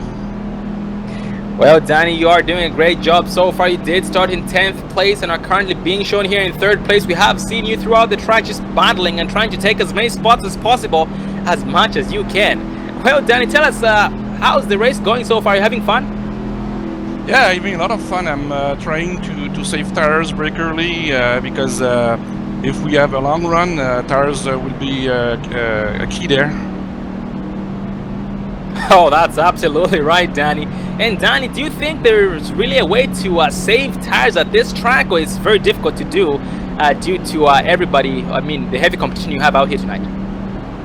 Well, like I said, I just like to brake a little bit early, not to use up my tires in the turn, and then enter slow, go out at 6 fast. Oh, copy that. Slow in, fast out, less speed, more control exiting that turn, and more speed at the exact same time. That is very, very nicely said. And Danny, do you know what the fuel window is? I think it's about 40 laps, something like that. 40 laps, 10-4. So by the sounds of it, we are going to have one more pit stop required for you guys in order to be able to make it. And Dan, if it does come to that, to green flag pit stops, do you think you're going to be taking 2 tires, 4 tires, or just gas only? Oh no, it's going to be 4 tires because you need tires in those tight turns there. Oh yeah. Well, Danny, we are going to let you get back to the driver's seat, buddy. Make us proud as usual, and good luck to you, and keep doing what you're doing. Yeah, thank you. Well, ladies and gentlemen, that was a 27 of Danny Duchesne. He is in 3rd place currently, starting in after starting in 10th place, and has been a heavy contender throughout tonight's race. And by the looks of it, Dave, we are back to 1 to green, going green again on lap number 82. Once across the start finish line, we're being led with 654 of Josh Conker, Danny Duchesne in 3rd place, 2nd place in the bottom lane. The 66 of Charles Paradis on the outside, leading the outside with the help of the 95 of Jeffrey Ford. And Jeffrey Ford, Dave, tonight has been pretty much in the back, just trying to ride and stay out of trouble. And so far has been doing a great job. Yeah, his car's looking, I mean, it's got a few little scrapes, but I don't think there's going to be too many cars that's going to make it out of here at Gateway Motorsports Park without some scrapes. But he's done a good job after qualifying in 14th position and currently riding at P4. Oh, absolutely, Dave. These cars will have damage by the end of tonight's race, almost every single one. This track definitely does define the Robbins Racing, as these guys do enter turn number 3 behind the pacer. 654 of Josh Conker lags back a little bit to try and get the perfect start to catch everybody off guard. The pace car is off. Still holding pace speed. He jumps to start, catches everybody off guard. 27 of Duchesne does see it coming a little bit better than 66 of Charles Paradis does. They're going to be side by side here, battling for 2nd place. 27 of Duchesne does seem to have a preferred entry into turn number 1. The 66 of Charles Paradis has no choice but to back it down because he did brake early, and that does allow the 95 of Jeffrey Ford to close the gap in between them, but has no choice but to back it down to avoid causing trouble. By focusing back on the 66 of Charles Paradis, who was overtaken by the 27 of Danny Duchesne for the 2nd place position. Charles trying his best to try and get back what was rightfully his, which was the 2nd place position. We do have another battle going on for 4th place between the center of Pataska and the 45 of Eddie Hawks. The 45 of Eddie Hawks does fall back in line behind the center of Dallas Pataska after starting in 19th place. Yeah, most definitely here, as we are now under 50 laps to go with 48 laps remaining. We do currently have 19 cars on the lead lap, as it looks like the 60 of Colton Lane is going to make his way back down on the pit road for some service here. Is going back a little further here, we have the 9 of Austin Moore running back in 9th position, as he is looking to the inside of the 11 machine to complete the pass here coming through.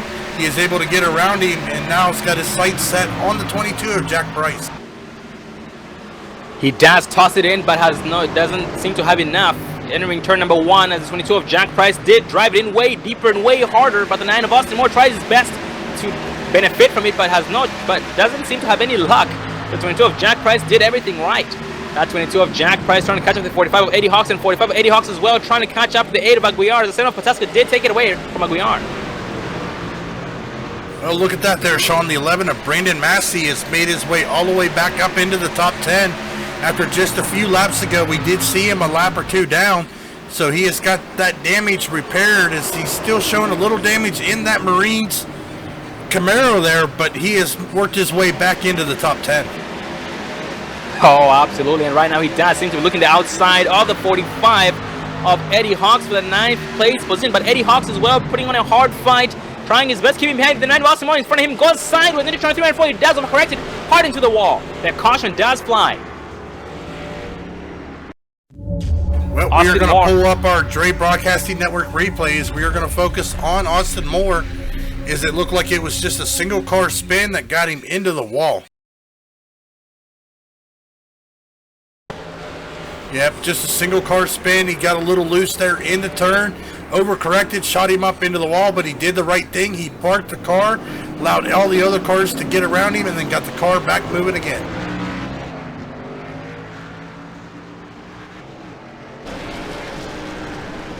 Yeah, that was very, very unfortunate for the 9 of Austin Moore, being shown now in 18th place, being the last car on the lead lap. and Corey Blevins a lap down, most likely getting the lucky dog this time by on lap number 86.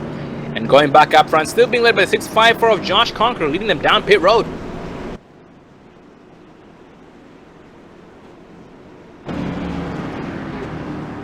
Yep, most drivers are pitting in this time behind the 654 of Josh Conquer and Dave, just like we have seen from experience. Most drivers like to do exactly what the leader does. Now, Sean, this will be interesting, as we heard during your driver interview with Danny Duchesne, where he said right about 40 laps is the fuel window, but we still got 44 laps to go, so this is going to put them close. The question is if we go green flag racing, are they going to have enough fuel to make it, or are these drivers going to have to come in for one more pit stop? Oh yeah, that's gonna throw a loophole in these guys' strategies, Dave. Most of them are most likely gonna try and short pit, or most of them will start actually maybe backing it down to try and use less speed, to use less fuel, so they can try and save gas and be able to finish all the way. It's gonna be interesting to see how that plays out. It's just gonna be pretty much the drivers who do have the best strategies out there. Going back up front, Dave, we do have a new leader, the 95 of Jeffrey Ford, 45 of Eddie Hawks in second place, the 11 of Brennan Massey in third place. And these guys did stay out and have 16 laps on their tires, with the 3 of Robertson in fourth place, who has 9 laps on his tires. And further back in the pack, the 1 of James O'Brien has 28 laps on his tires, which is the most of the whole entire field. But he is headed down pit road this time by, as we speak, behind the 4 of Sammy Holmes.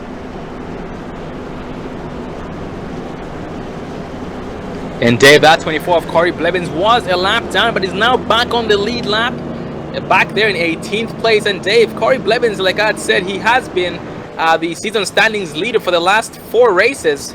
So it's going to be interesting to see if anyone's going to be able to beat him off the first place position. But so far, he's been doing a great job staying out of trouble and pretty much just hanging on to the lead.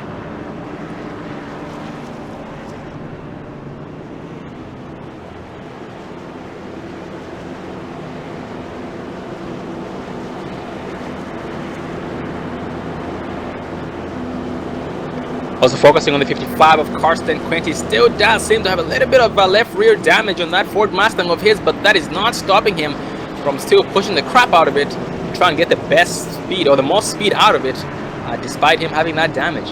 And behind him is the 13 of Jean-Francois, having a rough night or rough race tonight, but still staying in it to win it.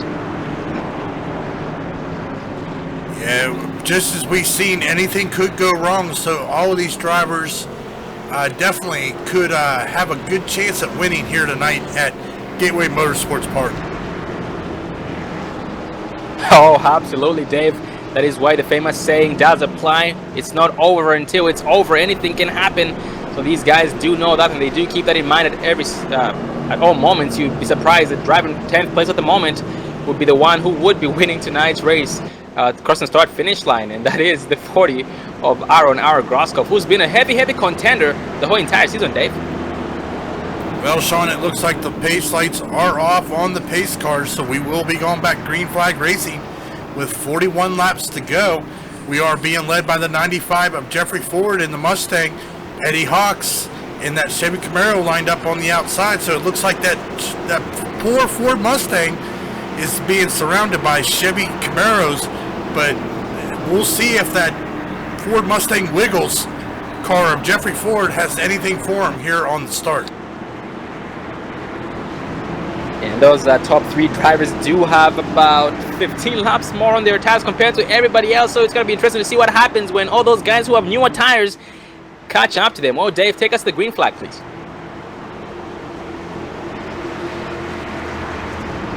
As the pace car comes out of turn 4, dips down into pit road, the 95 of Jeffrey Ford jumps that start. The 11 of Brandy Massey sees it coming, but so does the 45 of Eddie Hawks as he gets a good run. Here comes the 6x4 of Josh Conquer, looking to take it possibly 3 wide here into turn 1, but he backs off and is just kind of riding there behind the 11 of Brandon Massey as he is looking to move his way to the front. And we have a wreck with the 8 of Stephen Aguilar.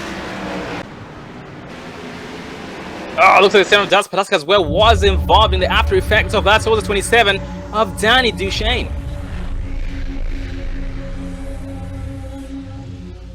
Let's focus on the 7 of Pataska on replay. Looks like the 7 of Dallas Pataska makes contact with Danny Duchesne, who comes up into Steven Aguiar collects Aaron Groskoff and a few other cars. Highly, highly unfortunate, as we have seen that 8 Chevy Camaro of Steven Aguiar fast all night. Yeah, highly unfortunate indeed, Dave, and because of this, we are now going to have less than 40 laps remaining once we go green.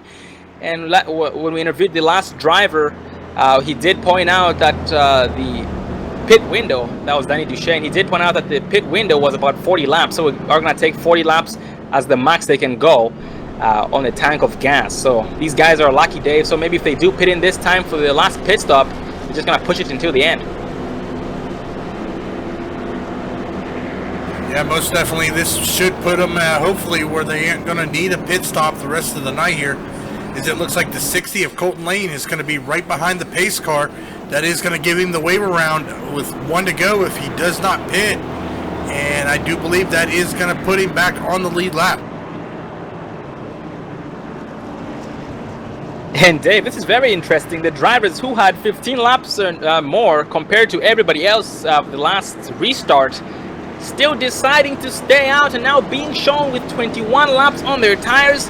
That is 95 of Jeffrey Ford, 45 Eddie Hawks, 11 of Brandon Massey, and the 3 of Robertson having just a little bit less than they do, 14 laps. So I'm not sure why they're staying out, but it's going to be very interesting. Maybe they know something that others don't know.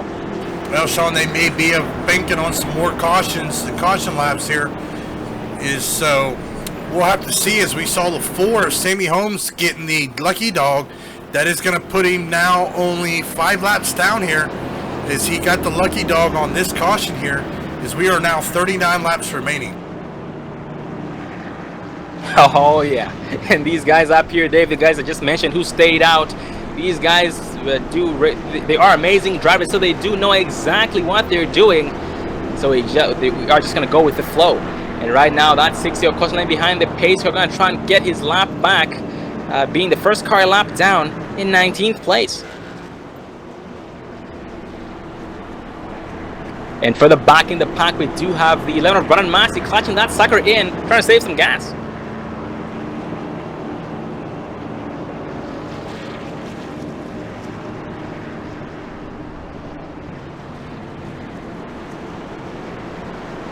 Right now I'm also watching the 3 of Darryl Robertson. Dave, he does have some heavy right front damage on that Ford Mustang of his. Let's try and ride on his in-car. Just focus on that right front of his, because that hood is not pretty from the inside. Yeah, we got a lot of cars out here on this track that have been scraped, bumped, bruised. So there's going to be some hurt egos here at the end of the night, but we still got 38 laps to go, as these guys will be fighting for a win here at Gateway.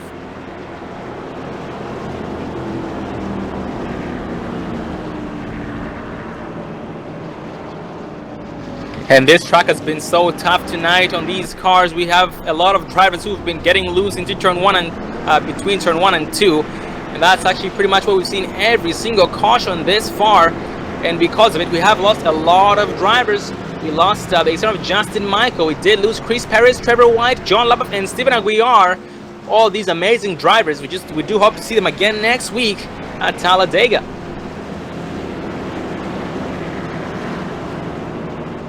Well, we are now back to 1 to green. This restart is a little bit different. The lineup that is the 95 of Ford is still in the lead with the 11 of Massey on his inside, or actually behind him.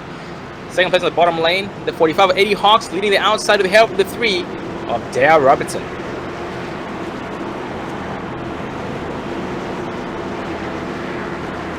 And when we go green, we are going to be having 36 laps to go until the checkered flag flies. So these guys who have pitted in most likely will be able to make it and have nothing to worry about, but to just gain as many spots as possible. Oh, most definitely, as the pace car is now bringing them into turns 3 and 4. 95 of Jeffrey Ford is going to bring him to the restart, as the pace car is now exiting 3 and entering number 4. The pace car is off. The 95 of Ford does jump. The 45 of Eddie Hawks does see it coming. 11 of Brandon Massey caught him with the 3 of Robertson on his outside and trying to take it away from him. And he does so successfully to turn 1. But he does open the doors for the 66 of Charles Paradis as well to look to his inside, as Charles Paradis is side by 654 of Josh Conker for 5th place. 654 Conqueror in the 11th Brown must make heavy contact exiting turn 2, go wrecking off the track, and the caution does not fly. Holy cow, 654 Josh Conqueror, heavy damage, and he's smoking heavily. Yeah, that is going to be disastrous, and unfortunately the yellow flag is not going to fly. That is going to leave the 95 of Jeffrey Ford in the lead, with the 45 of Eddie Hawks in second. The 3 of Dale Robertson finished still in third. So that was highly unfortunate there between Josh Conquer and Brandon Massey. Highly unfortunate indeed, Dave, and right now the 654 of Josh Conquer is suffering the after effects of that and has no choice but to go down pit road. This time by, well, Dave, the best we can hope for right now is that his pit crew has enough time to fix that thing so he can get back out there and put some laps down.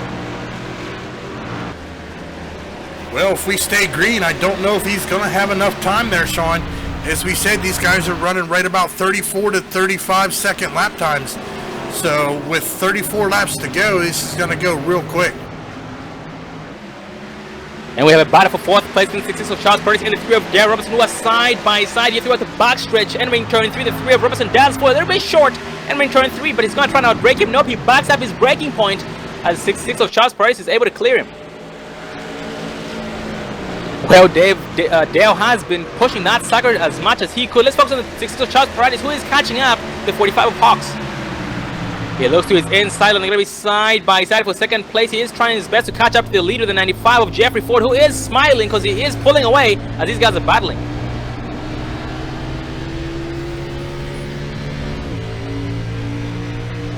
.45 Eddie Hawks trying his best to keep the 6 of Charles Paris in 3rd place, but Charles Paris as well putting on a hard fight. He's going to lead a slide nose and going to clear the 45 of Hawks, entering turn 3 and exiting turn 4 as well.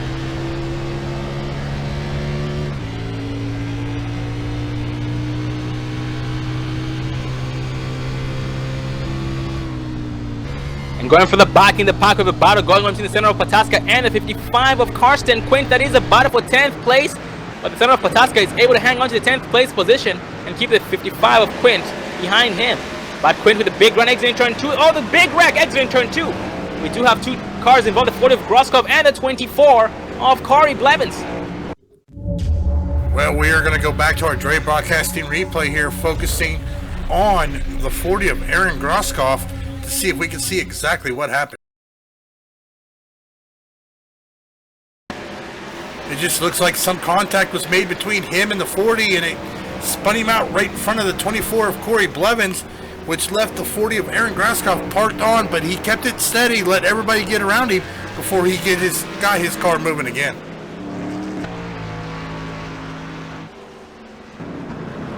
That was definitely some great driving on these drivers' parts, just like you said, to keep it out of everyone's way, to avoid causing more trouble than already caused. And right now, that 24 of Corey Blevins.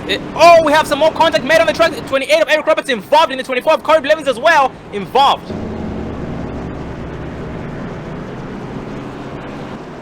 See if we can go back and take a look and see exactly what happened there after the caution was out.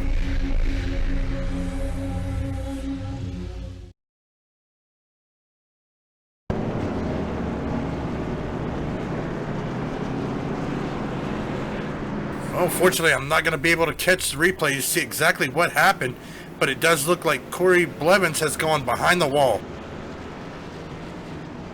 Yeah, that's very unfortunate, Dave. And from my end, it was heavy braking. These guys trying to catch the field. They started with the 10 of Lance Marsh, who slammed on the brakes, and the 28 of Eric Roberts did the exact same thing. And the 24 of Blevins did not see it coming because it was carrying way more speed than they were, and couldn't slow down in time, and that did cause that.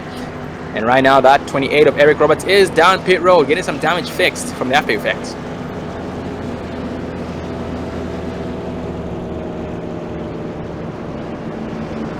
And well, ladies and gentlemen, we do have a new leader, the 55 of Karsten Quint, staying out while everybody else pitted in. Actually, we have a few drivers who did not pit in. Karsten Quint himself, Aaron Groskov, Colton Lane, and also James O'Brien. Well, ladies and gentlemen, we are going to get a race interview in with the 95 of Jeffrey Ford. Well, ladies and gentlemen, we do have the 95 of Ford up here. That's going to come here, Jeffrey. How you doing there, Ron? Good, how are you, buddy? Doing pretty good. Doing pretty good. Surviving. 10-4, buddy. Well, Jeffrey, you have been doing a great job staying out of trouble. And just pretty much tell us how's your car doing so far, because it does seem to have a few dents in it. I got pushed around a little bit early on, and but none of it's affected the engine at all. So I'm keeping my speed. It just doesn't look very pretty. Oh, copy that, Jeffrey. And Jeffrey, what's been your strategy that's kept you alive this whole time? Consistency and just saving my tires by just being smooth on the throttle and smooth on and off the brake, just to keep the speed as long as I can. Oh, 10-4, buddy. Well, buddy, we are pleased to see that you are doing well. You did start all the way back there in 14th place and are currently in 3rd place. And Jeff, do you think you have the car fast enough to bring this home? Because you do have a lot of opponents who are hungry for the position. Well, I know the two cars in front of me have older tires than me, and I've been able to keep it fairly consistent. So, I mean, it's hard to say how the chips are going to land, how the cars are going to land, but I think I can at least get a top 5. Oh, 10-4. Is your strategy from now on to just push it? Because you do have, looks like you are going to have less than 30 laps, or less than 25 laps actually, to go once you guys go green. Actually, no, just less than 30 laps because you now want to green. So is your strategy just push it or maybe save tires again to try and outdo your opponents? I believe I'm just going to keep the same strategy that's put me up here, and that's save tires, and hopefully near the end I won't have to do any pit stop at all, so because I'm good on fuel, and hopefully I just have better tires at the end. I don't think anybody's going to pit after this. Oh, copy that, Jeffrey. Well, Jeffrey, we are going to let you get back to driver's seat. You are now 1 to green, starting behind the 55 of Karsten Quinn. So good luck to you, buddy, and make us proud. Hey, thank you, guys. Well, ladies and gentlemen, that was a 95 of Jeffrey Ford, currently starting in 3rd place behind the 55 of Karsten Quinn, the leader. The 40 of Groskov on the outside with the help of the 66 of Charles Paradis, going green this time by. Well, Dave, do the honors. Well, as the pace car brings him through turn 4, it dips down into pit road. 55 of Karsten Quint jumps on that throttle. The 40 of Aaron Graskopf just does not see it coming. He gets a bump from the 66, Charles Paradis, but here comes Jeffrey Ford onto the inside of Aaron Graskopf coming into turn number 1. 45 Eddie Hawks tosses it in hard into turn 1. He comes back up the track after getting loose. It looks like we're going to have the 3 of Robertson wrecking after the contact was made, and the caution does fly again. Oh, that was very unfortunate on replay, Dave. Let's focus on the 3 of Robertson on replay.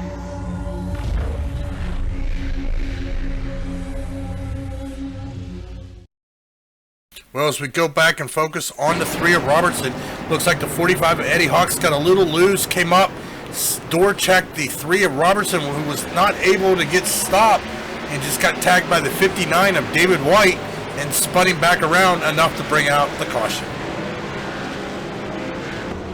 Yeah, that was very, very unfortunate for all drivers involved. And that 45 of Eddie Hawks did touch that grass, and that grass did upset his car, so he did have totally no control of it. And that is exactly what caused him to come back up the track like that. But he is still able to stay in 5th place with just a little bit of damage, some scratches on the right side from a little bit of contact made.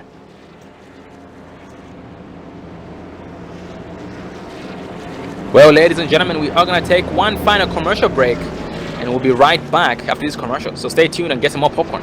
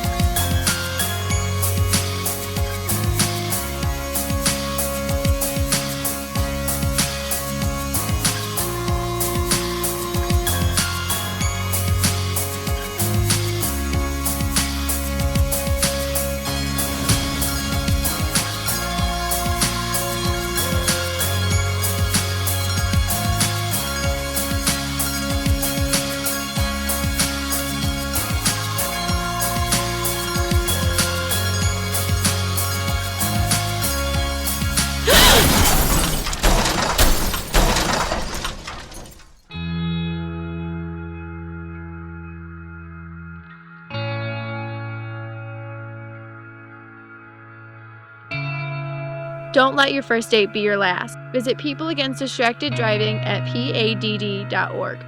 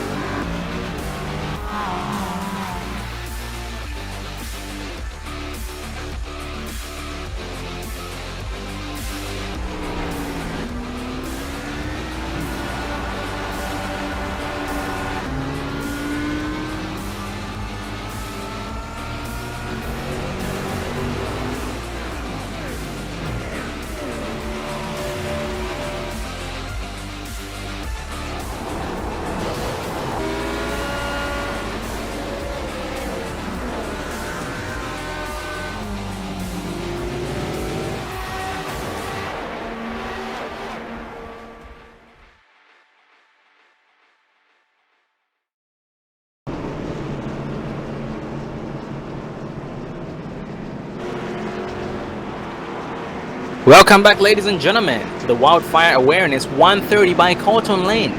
This is part of the Precision Racing United Armed Services Oval Series by Dean Stone. Going back to the race, we do have less than 25 laps remaining here until the checkered flag flies, and we do still have the 95 of Jeffrey Ford in the lead. Well, actually, that's a new leader right there, because we did have the 55 of Carson Quinty in the lead, but he decided to go down pit road to get some tires. So 95 of Ford is in the race lead with the help of 66 of Charles Paradis on the inside line. The 40 of Aaron Groskov starting on the outside in first place, on the outside in second place technically. The 45 of Eddie Hawks, second place on the outside in fourth place. Well, Dave, it is go time, so it's going to be interesting to see how these guys do. Well, if we go green flag racing, we have about a little over 10 to 15 minutes, and this race is going to be over. So it'll be interesting to see how this is going to play out. Is we have the 95 of Jeffrey Ford in the lead with the 40 of Aaron Groskov, who's got over 20 laps already on his tires on the outside. Oh man, that 40 of Groskov at 22 laps on himself, like you said, and everyone else has less than 10. It's gonna be interesting. We're gonna focus on him and see how that affects him. Right now, they do enter turn number 3. The pace car is gonna be docking off here shortly, exiting turn number 4. The pace car is off. The 95 of Ford does jump. The start cuts to everybody. After the 40 of Groskov is able to hang on to second place position. The 6 of Charles Paradis trying his best to lose his inside lane. Gonna be side by side here throughout the front stretch into turn number 1. The 6 of Charles Paradis is most likely gonna be clear. The 40 of Aaron Groskov entering turn 2, but Groskov is trying his best to hang on to it, but is not able to make it stick on the outside. As the 6 of Charles Paradis is gonna clear him, exiting turn 2. He also opened the door for the 45 of Eddie Hawks to look to his inside, and Eddie Hawks as well is gonna clear him, entering 3. That's also going to leave the door there for Denny Duchesne as he gets up close looking to get around the 40 of Aaron Groskov, as we've seen him drop from second back to fourth position.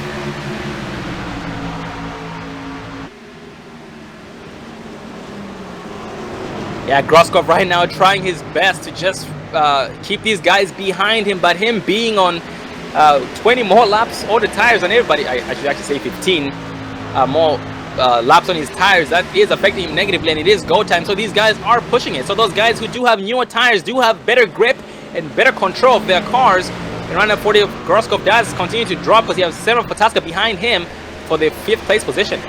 Well, Sean, we did see a lead change. 66 of Charles Paradis was able to get around the 95 of Jeffrey Ford, take his lead, but the 95 of Jeffrey Ford is just not letting him go. He is keeping it there, but now the 66 of Paradis is pulled out to right about a 0.3 of a second lead over him, as these guys are battling it out with 20 laps to go. And the 40 of Groskov backs it down on the outside and lets the 22 of Jack Price get by him, the 7 of Pataska, and also the 13 of Jacques Francois. And right now, David does seem as though it's more than tires that's affecting the 40 of Groskov, because Dave, that front end of his is not too pretty at all. No, most definitely he is dropping like a fly here as the 28 of Eric Roberts is looking to his inside here trying to get around the 40 of Aaron Groskopf. He is just dropping towards the back like a rock. I have been monitoring him the last couple of laps, and it does seem as though his car is not being able to stick on the bottom lane as well as it used to before. So it most likely is due to that heavy damage and those tires. That heavy damage is affecting the ability of the car to turn. But going further back in the pack, we do have, looks like that is 27 of Dan Duchesne behind the 45 of Eddie Hawks. That is for third place position. But these guys are riding in single file, trying their best to run down those two leaders on the 5 of Jeffrey Ford and the 66 of Charles Paradis. Well, these drivers know it's go time here. We've got 18 laps to go, so these drivers are battling it out. As we've got battles up front, battles in the middle, battles in the back. These guys are fighting for position because these points are crucial for the overall season championship. In that 3 of Darrell Robertson able to make the pass successfully on the 40 of Groskopf, and Groskopf trying to do the over and under on him. Is he going to have enough? Let's see. So far they are clear of each other. Is he going to try and toss it in? Nope, he does back up his braking point. That does allow the 10 of Marsh to push it in hard on the outside line, but Marsh making it stick on the outside. The 40 of Groskopf trying his best to stay off of him. The 10 of Marsh does propel, exiting turn number 2 on the backstretch, and the 40 of Groskopf is going to clear him. Was going to be clear of him, entering turn 3. Well, Dave, look who it is. The 14 of Paul D. Johnson still on the lead lap. I haven't spoken much of him, if any, tonight, after him being involved in that big wreck earlier in tonight's race. But right now he is back up here, and he's pushing that sucker to try and gain those spots. Yeah, if he gets around here of the 40 of Aaron Groskopf, that is going to put him in the top 10. Unfortunately, we did not see his teammate, the 16 of Curtis Aho, out here tonight, so he is running out here solo as he looks to the inside of Aaron Groskopf coming down the backstretch. Looks like he is going to clear him here into turn number 3. Also further up from the 22 of Price is trying his best to keep the 28 of Roberts behind him. They are running 2 different races, and the 28 of Roberts is going to look to his inside to try and most likely trick him. But the 22 of Price still stays high and decides not to defend. Well, these guys know these tires are wearing, so they have really got to start backing up their entries into these turns, especially 1 and 2, as we have seen it be a car killer here tonight. I mean, turns 1 and 2 have just dropped cars like flies, but they are definitely doing a good job at backing up their entries and backing up their turns, as we are now 14 laps remaining. And status check on our current season standings leader, the 24 of Corey Blevins. He is, actually, look, yeah, we did talk about how he was retired for the night. He did put it behind the wall, but he's now being shown 16 laps down and dropping. Very unfortunate night for him. Hopefully he's still able to hang on to the season standings lead. But going back a little bit further in the mid-pack, we have the 10 of Lance Marsh trying his best to catch up the 3 of Dale Robertson. And Dale Robertson is actually less than a second in front of him. Well, going back up to the front, it looks like the 66 of Charles Paradis has laid down a challenge out here. He is now pulled out to well over a 5-second gap between, or actually right about a 5-second gap between him and the 95 of Jeffrey Ford. So it looks like Charles Paradis was waiting for the end of this race, as he is now putting on a clinic here as we are coming up on 10 to go. Oh yeah, pulling away 2 seconds and increasing as we speak right now. He does have clean air. He does have a Sunday drive. Plus behind him, they most likely will be battling for second place, because that Senor Pataska is pushing the crap out of that sucker to try and catch up to him before this race ends. And we are coming to 10 to go here shortly.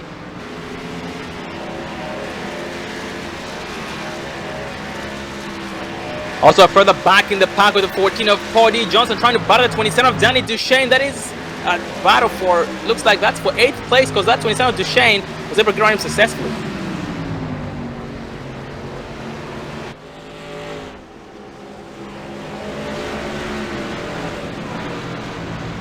And the 60 of Carlton Lane right now trying to catch up to the 10 of Lance Marsh, who is battling the 40 of Aaron Groskopf for 11th place right now. Aaron Groskopf trying his best to get back in the game to try and keep them behind him.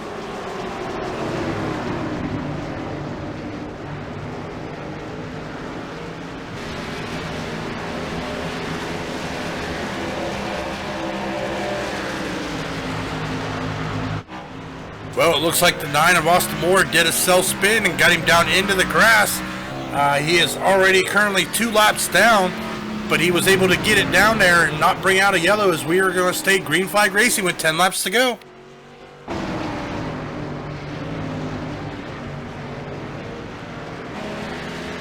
Yeah, that 10 of last March still battling that 40 of Groskov like crazy, but Groskov as well upped his game right now and pulls away from the 10 of March, who had no choice but to back it down, as he did find that car drifting up due to lack of grip and due to them being on older tires like they have right now.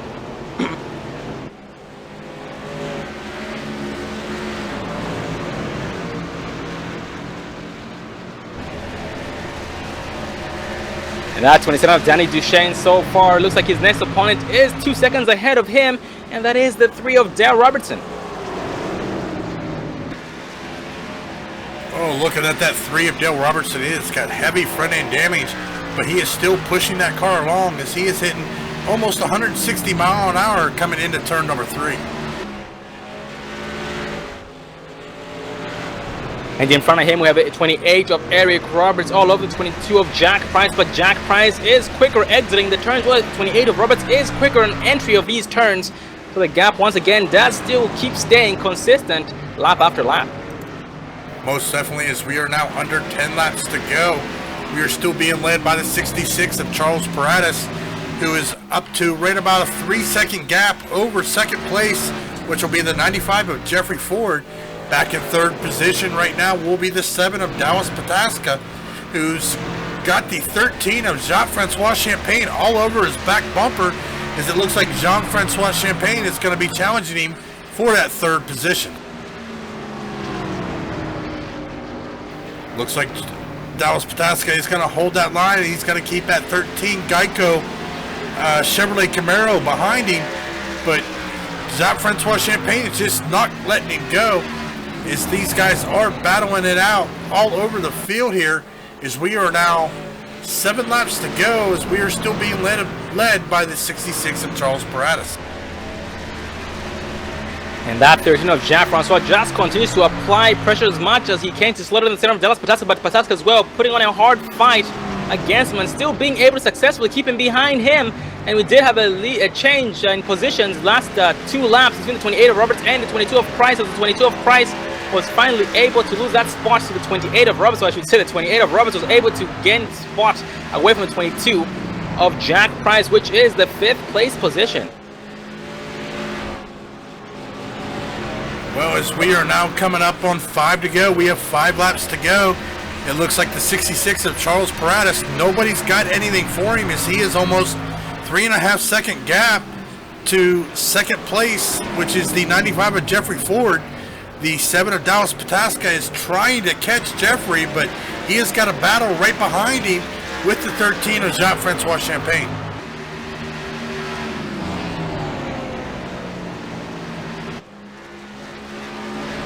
So that battle going on, the same battle between the 10 of Marsh and the 40 of Groskov. The 10 of Marsh finally able to get on the 40 of Groskov, who did put on a hard fight against him. And right now 40 of Groskov trying to give him the bumper, trying to take it away from the 40 of Groskov, gets way too low and gets loose a little bit, and that does allow that 14 of Johnson to have a huge run on him with 55 of Carson Quint on his rear end.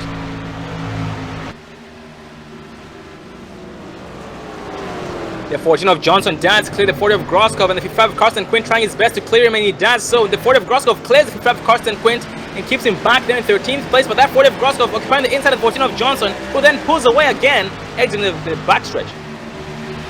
It looks like that 40 of Aaron Groskov is not happy that the 14 of Paul D. Johnson was able to take away that 10th position, as we saw a little bit of smoke there come from the 14 Ford Mustang of Paul D. Johnson. Looks like he got a little too hard on the brakes, got a little loose, but that allowed the 40 of Groskov and the 55 of Karsten Quint to proceed around him. And that 55 of Karsten Quint is pulling the 60 of Colton Lane with him, but Colton Lane there backs up. And he's actually back on the lead lap. Last time we checked, he was a lap down and is now back on the lead lap here in 14th place. The lap 14 of Johnson trying to catch up the 55 of Carson Quint, and Carson Quint catching up to the 40 of Groskov. And going back up front, Dave, the gap in between the 2 leaders, the one of the 66 of Charles Paradis and the 95 of Jeffrey Ford, has gone up to 4.4 seconds and increasing. So that's 66 of Charles Paradis at this point has no pressure from anybody. He is catching up to 45 with Eddie Hawks. Eddie Hawks most likely going to try and put in a hard fight to try and stay on the lead lap, because this is the white flag. Well, as we watch the 66 of Charles Paradis, he is going to cross that start-finish line.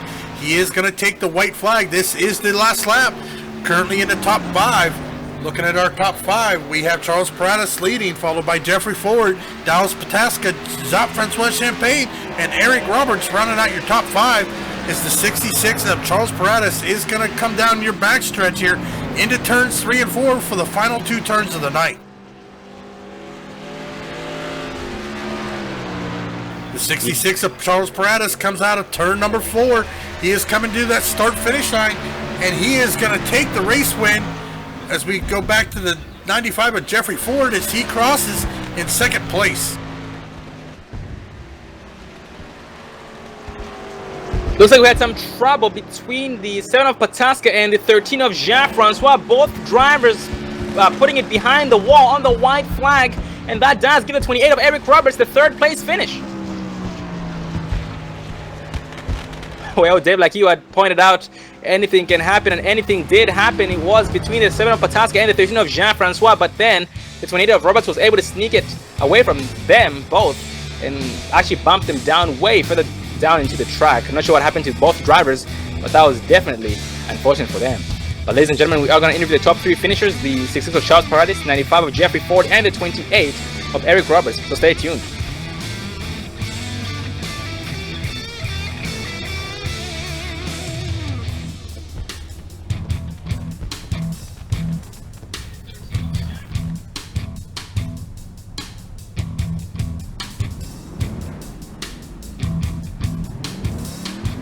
As we focus on the 66 of Charles Paradis, so we can see that smoke show.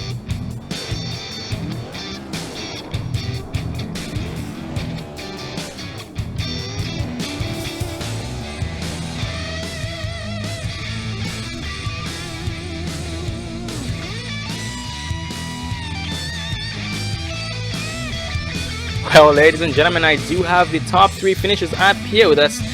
Let's start with tonight's winner, the man of the night, the man of the hour, 66 of Charles Paradis. How are you doing tonight, buddy? Hey, what's up, man? Good, how are you? Very great. I'm really happy about this game.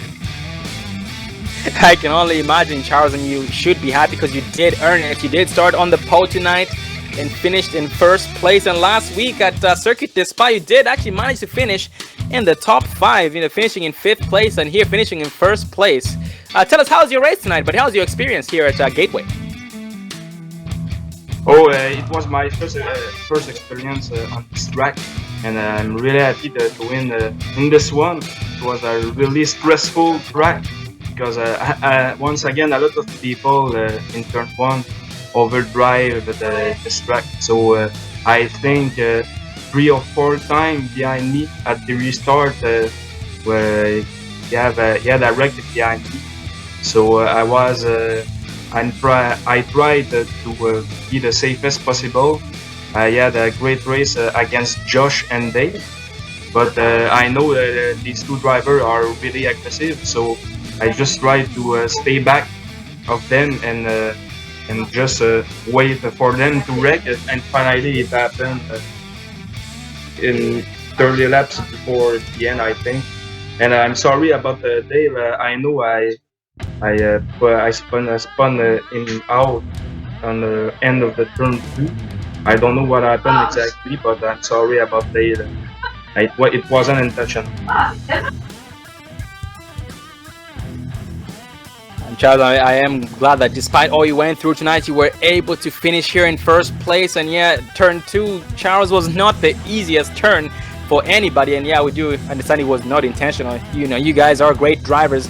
You do race each other with respect, and with hard racing comes all those incidents that occur, like getting loose and Robbins Racing. More than half the cars tonight do have damage. Actually, all 3 of you, all your top 3 drivers, you all have some kind of damage on your machines. Well, Charles, next week we are going to be at Talladega. Who should we expect to see you working with, buddy? Oh my gosh, Super Speedway. I think I will go to the back once again, like Daytona. but I will try to have a great pit strategy because if I win this race next week, will be with my pit strategy. So I will be really careful once again. I will do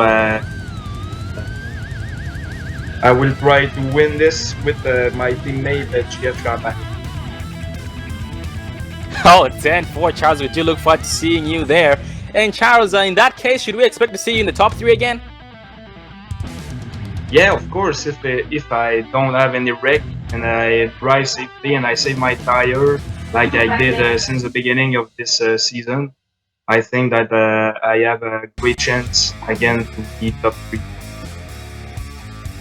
Oh, copy that, Charles. I am glad to hear that. We do look forward to seeing you again next week, hopefully in victory lane. But it is Talladega, stiff competition. Your teammates or this whole entire league does have a lot of competition, so it's going to be very, very difficult for anyone to bring the win home because everybody is trying to win. But the best of luck to you, buddy. You have been an amazing driver throughout the entire season, and if you keep doing exactly what you're doing, exactly what you've been doing, you will succeed, no doubt. Well, Charles, before we let you go, any final words you'd like to say? Yeah, thanks to my teammate GF Champagne, and thanks for your broadcast too. You guys are awesome. And I will say once again, when I finish top 3, I will say every time I love you, and see you next week. We love you too, buddy, and we do thank you for the kind words, Charles. Once again, congratulations on your win tonight, and see you again next week at Talladega. Yeah. Well, ladies and gentlemen, that was tonight's race winner, the man of the night, the man of the hour, the 66 of Charles Paredes. Has been an amazing driver. Finished 5th last week at Circuit des Spa for the Do the NT Dash for Cash race number 1, and tonight was able to bring this sucker home after a long, hard-fought battle with the track exiting turn 2 tonight. But next in line, we do have the 95 of Jeffrey Ford. We did have a chance to speak with Jeffrey. Get a cup there again, Jeff. You got me here, Sean.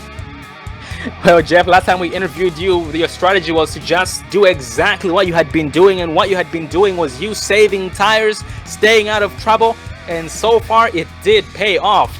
Well, Jeff, tell us about your last restart, buddy. Well, you always have the advantage on the restart, especially when the pace car is going off the track on the turn. So my thinking there was just to get on the gas early. That way, all the cars behind us couldn't get on the gas because they're still in the middle of the turn. So I was pleased with my starts. I seemed to got a little bit of a jump on the field both times. Oh, 10-4, Jeff. Yeah, you did get a good start, and you were able to catch a lot of drivers off guard and maintain the lead for a couple of laps there. And Jeff, when the 66 of Charles Paredes got around you, was that you just letting off to let him go, and you was pretty much happy with the second place position, or maybe your car just didn't seem to have enough? You're never happy with, well, I mean, you always want to win, but nah, Charles, he got around me. He was just faster. I didn't really have anything for him, so there was no point in me trying to battle him too hard and letting all the cars behind me catch up. So kind of let him, I didn't let him, but he got by cleanly, and I just did the best I could to stay close to him and stay ahead of the third place guy. Oh, 10-4, Jeff. Yeah, I am glad that you were able to finish here in the top 3 tonight and not risking losing even more spots by battling those guys up front. But you still did a great job tonight. You did start in 14th place. You did, get into a couple of incidents. Robbins Racing, that car came out with a few scratches, but overall you still were able to succeed after having some great pit stops under caution, and being able to just pretty much stay consistent, like you had pointed out. Consistency, staying out of trouble, and saving tires, and that definitely did pay off. Well, Jeffrey, next week we are going to be at Talladega for the Big D's Transport 250 by Paul D. Johnson. What should we expect from you next week, buddy? I like the bigger tracks like that. I like Daytona and Talladega, the restrictor plate tracks, for whatever reason. I do pretty decent at them, and my partner Colton Lane, he last time we hooked up at restrictor plate track, we did pretty good. We were able to lead a couple laps and show some real speed. Oh, 10-4, buddy. We do definitely look forward to seeing you guys together doing some damage to that field. But Jeff, the competition is very, very stiff at at that track at Talladega, and you guys have an amazing group of drivers here, so it's going to be very difficult for you guys to pull it off. But should we expect to see you guys starting the back, starting the front, or maybe it's difficult? You can't tell just yet. I always play the percentages, and gonna try to get as far up to the front as we can, and that way you have less cars in front of you to wreck. So it's just a percentage game. Some play it where they stay in the back. I like to stay up front, so that's what I plan to do. Just try to stay up front. Oh, copy that, Jeffrey. Well, Jeffrey, once again, we do want to congratulate you on your second place finish after starting in 14th place tonight. And before we let you go, any shout outs or final words you'd like to say, buddy? Yeah, I'd like to put a shout out to 4X Racing.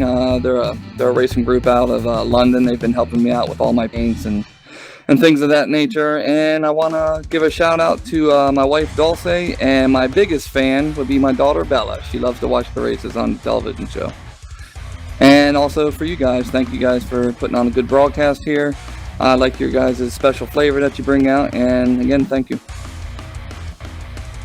Well, Jeffrey, once again, we do want to congratulate you on your second place finish here, finishing here in the top 3 tonight. We do look forward to seeing you again next week at Talladega. I also want to thank Bella for watching us call this race and watching you race here live on Dre Broadcasting. And see you again next week at Talladega, Jeffrey. Have a good week, buddy. You too, Sean. Have a good weekend. Well, ladies and gentlemen, that was a 95 of Jeffrey Ford, putting on a hard fight throughout. Decided to stay out, gambled a lot with his tires, but was still able to be at the right place at the right time when it counted the most, and did finish here in second place tonight. But right behind him is a driver who started way back in the back in the pack with no qualifying time, in 22nd place, and finished in 3rd place somehow. What the heck happened there, Eric? Anything you want to share? Yeah, just took my time. I ended up getting into a couple of incidents, and just came down pit road and got it fixed and got it fixed and got it fixed and hung in there and just tried to make the most of it. And it turned out that yeah, my highest finish this season so far. Oh, 10-4, Eric. I am glad to hear that. I am very, very happy for you. And yeah, your car is not looking too pretty, but hey, at least your team knows that you've been to Gateway Motorsports Park, and you did end up finishing in the top 3. So that damage is nothing compared to that top 3 finish that you've had tonight. And actually, Eric, did they come your expectations tonight, or do you think it could have been better?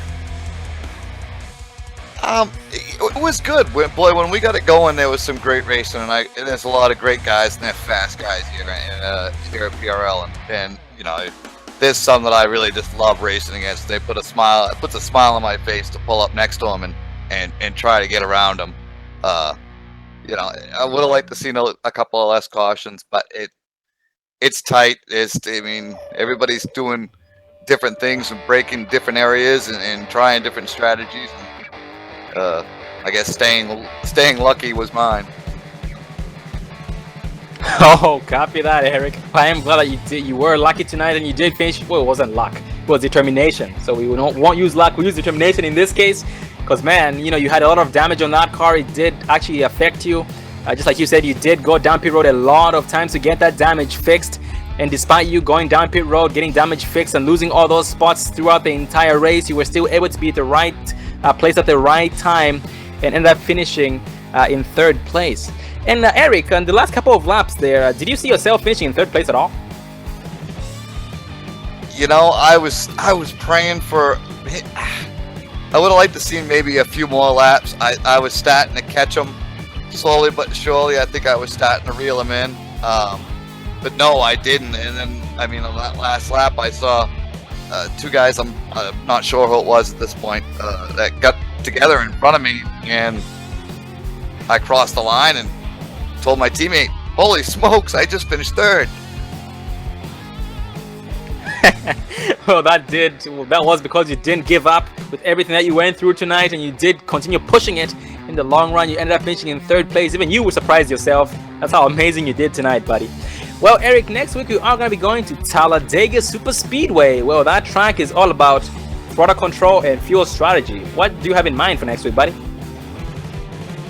Well, I'm going to hook up with my teammate, Ron McManus, and try and get both cars into the top 10 for that race. what we'd like to see. That is definitely a good strategy to have in mind, or a good goal to set for next week. And from Super Speedway experience, do you have any specific strategy, or should we just wait for the surprise next week? It all depends on how comfortable you feel when you qualify. For me, if I think that I can put myself up there in the top 10, so I can be either ahead of the wreck, or if I don't think I can, then I'm gonna probably not qualify and start in the back and try to avoid the wreck. Oh, copy that, Eric. Well, Eric, once again, we do want to congratulate you on your 3rd place finish after starting all the way back there in 22nd place with no qualifying time, being the hardest charger tonight's race, and putting on a hard fight despite you going through a lot tonight, you know, with all that heavy damage and you having to go down pit road a lot, all those pit stops, and you just losing a lot of spots due to you being on pit road and the car affecting you due to its damage. But you're still able to stay in it to win it, and in the long run you did end up finishing in 3rd place, which it did pay off. Well, Eric, before we let you go, any final words or shout out you'd like to give, buddy? Shout out to my girlfriend Norma. I know she supports me by letting me do this, and my teammate Ron McManus, and most of the guys here at PRL. I love racing with you guys. Love having you on here, Sean and Dave, and Dre Broadcasting. Really putting on a good show for everybody. Eric, we do thank you for the kind words, and once again, congratulations on your podium finish tonight, finishing in 3rd place after starting in 22nd place. We do look forward to seeing you and your teammate next week at Talladega. Have a good night and a good rest of the week, buddy. You too, Sean. Thanks a lot. Well, ladies and gentlemen, that was the 28 of Eric Roberts after starting in 22nd place, finishing in 3rd, being the hardest charger tonight, hardest mover, getting the most spots possible, and finishing in 3rd, just like I had said, running up the podium finishes. And that did run up the top 3 drivers, the 66 of Charles Paradis, Brody Holm, 95 Jeffrey Ford 2nd, and Eric Roberts in 3rd. Well, Dave, it was an amazing race. We did see a lot of victims claimed by the exit of turn 2. That was to be expected, because this track is not easy for these guys to run it due to how slick it might have been, and just pretty much how difficult it was for them to handle, and basically just a heavy competition throughout the track, trying to battle side by side on a slick track. It is bound to happen, and we did see a lot of side-by-side action going on, a lot of door banging, and a lot of scratched and damaged cars due to the Wrappings Racing. Well, Dave, what was your highlight from tonight, buddy? Well, Sean, as you said, we definitely seen turn 2 become the killer. The killer here tonight is it was had a lot of victims coming out of turn 2. Definitely the last 10-15 laps there, though, we saw some hard charging. We saw some great battles going on. These drivers gave it their all and definitely put a good show on for the folks at home. Oh, absolutely. That is very, very nicely said. And once again, ladies and gentlemen, thank you for joining us for the Wildfire Awareness 130 by Colton Lane. And Colton Lane finished in 10th place.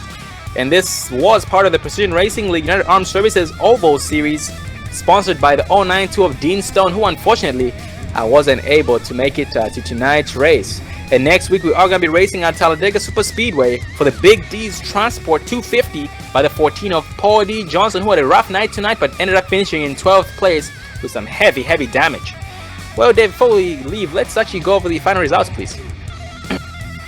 Coming out in first, we have the 66 of Charles Paradis, the 95 of Jeffrey Ford finishing second, 28 of Eric Roberts finishing third, the 22 of Jack Price finishing fourth, the 3 of Dale Robertson rounding out your top 5.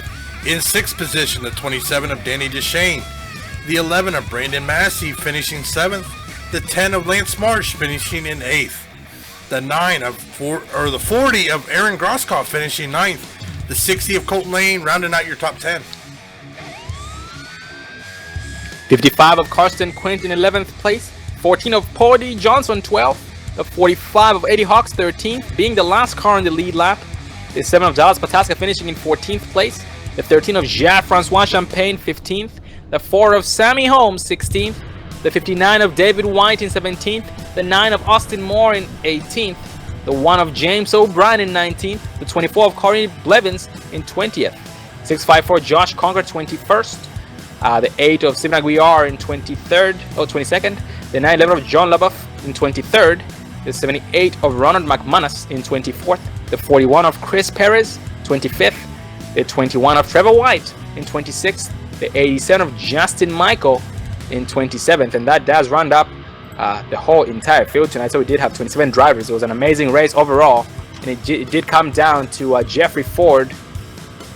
It came down to Jeffrey Ford, Charles Paradis, and 28 of Eric Roberts, who did an amazing job throughout the entire race tonight.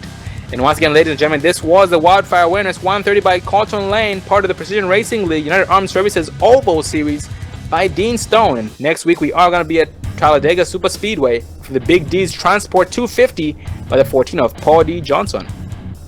Well, the next broadcast coming up is going to be this Tuesday night for the Extreme Motorsports Camping World Truck Series for the Fusion Motorsports TV 128 at Kentucky. And that is with the trucks once again.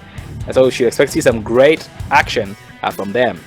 If you guys are new to the channel, don't forget to hit the subscribe button so you can get notified when we do go live. If you guys do enjoy seeing a lot of different races, we bring you guys different leagues that we do broadcast here weekly here on Dre Broadcasting. I am Sean Zulu and Dave Evel behind the cameras, and have a good night.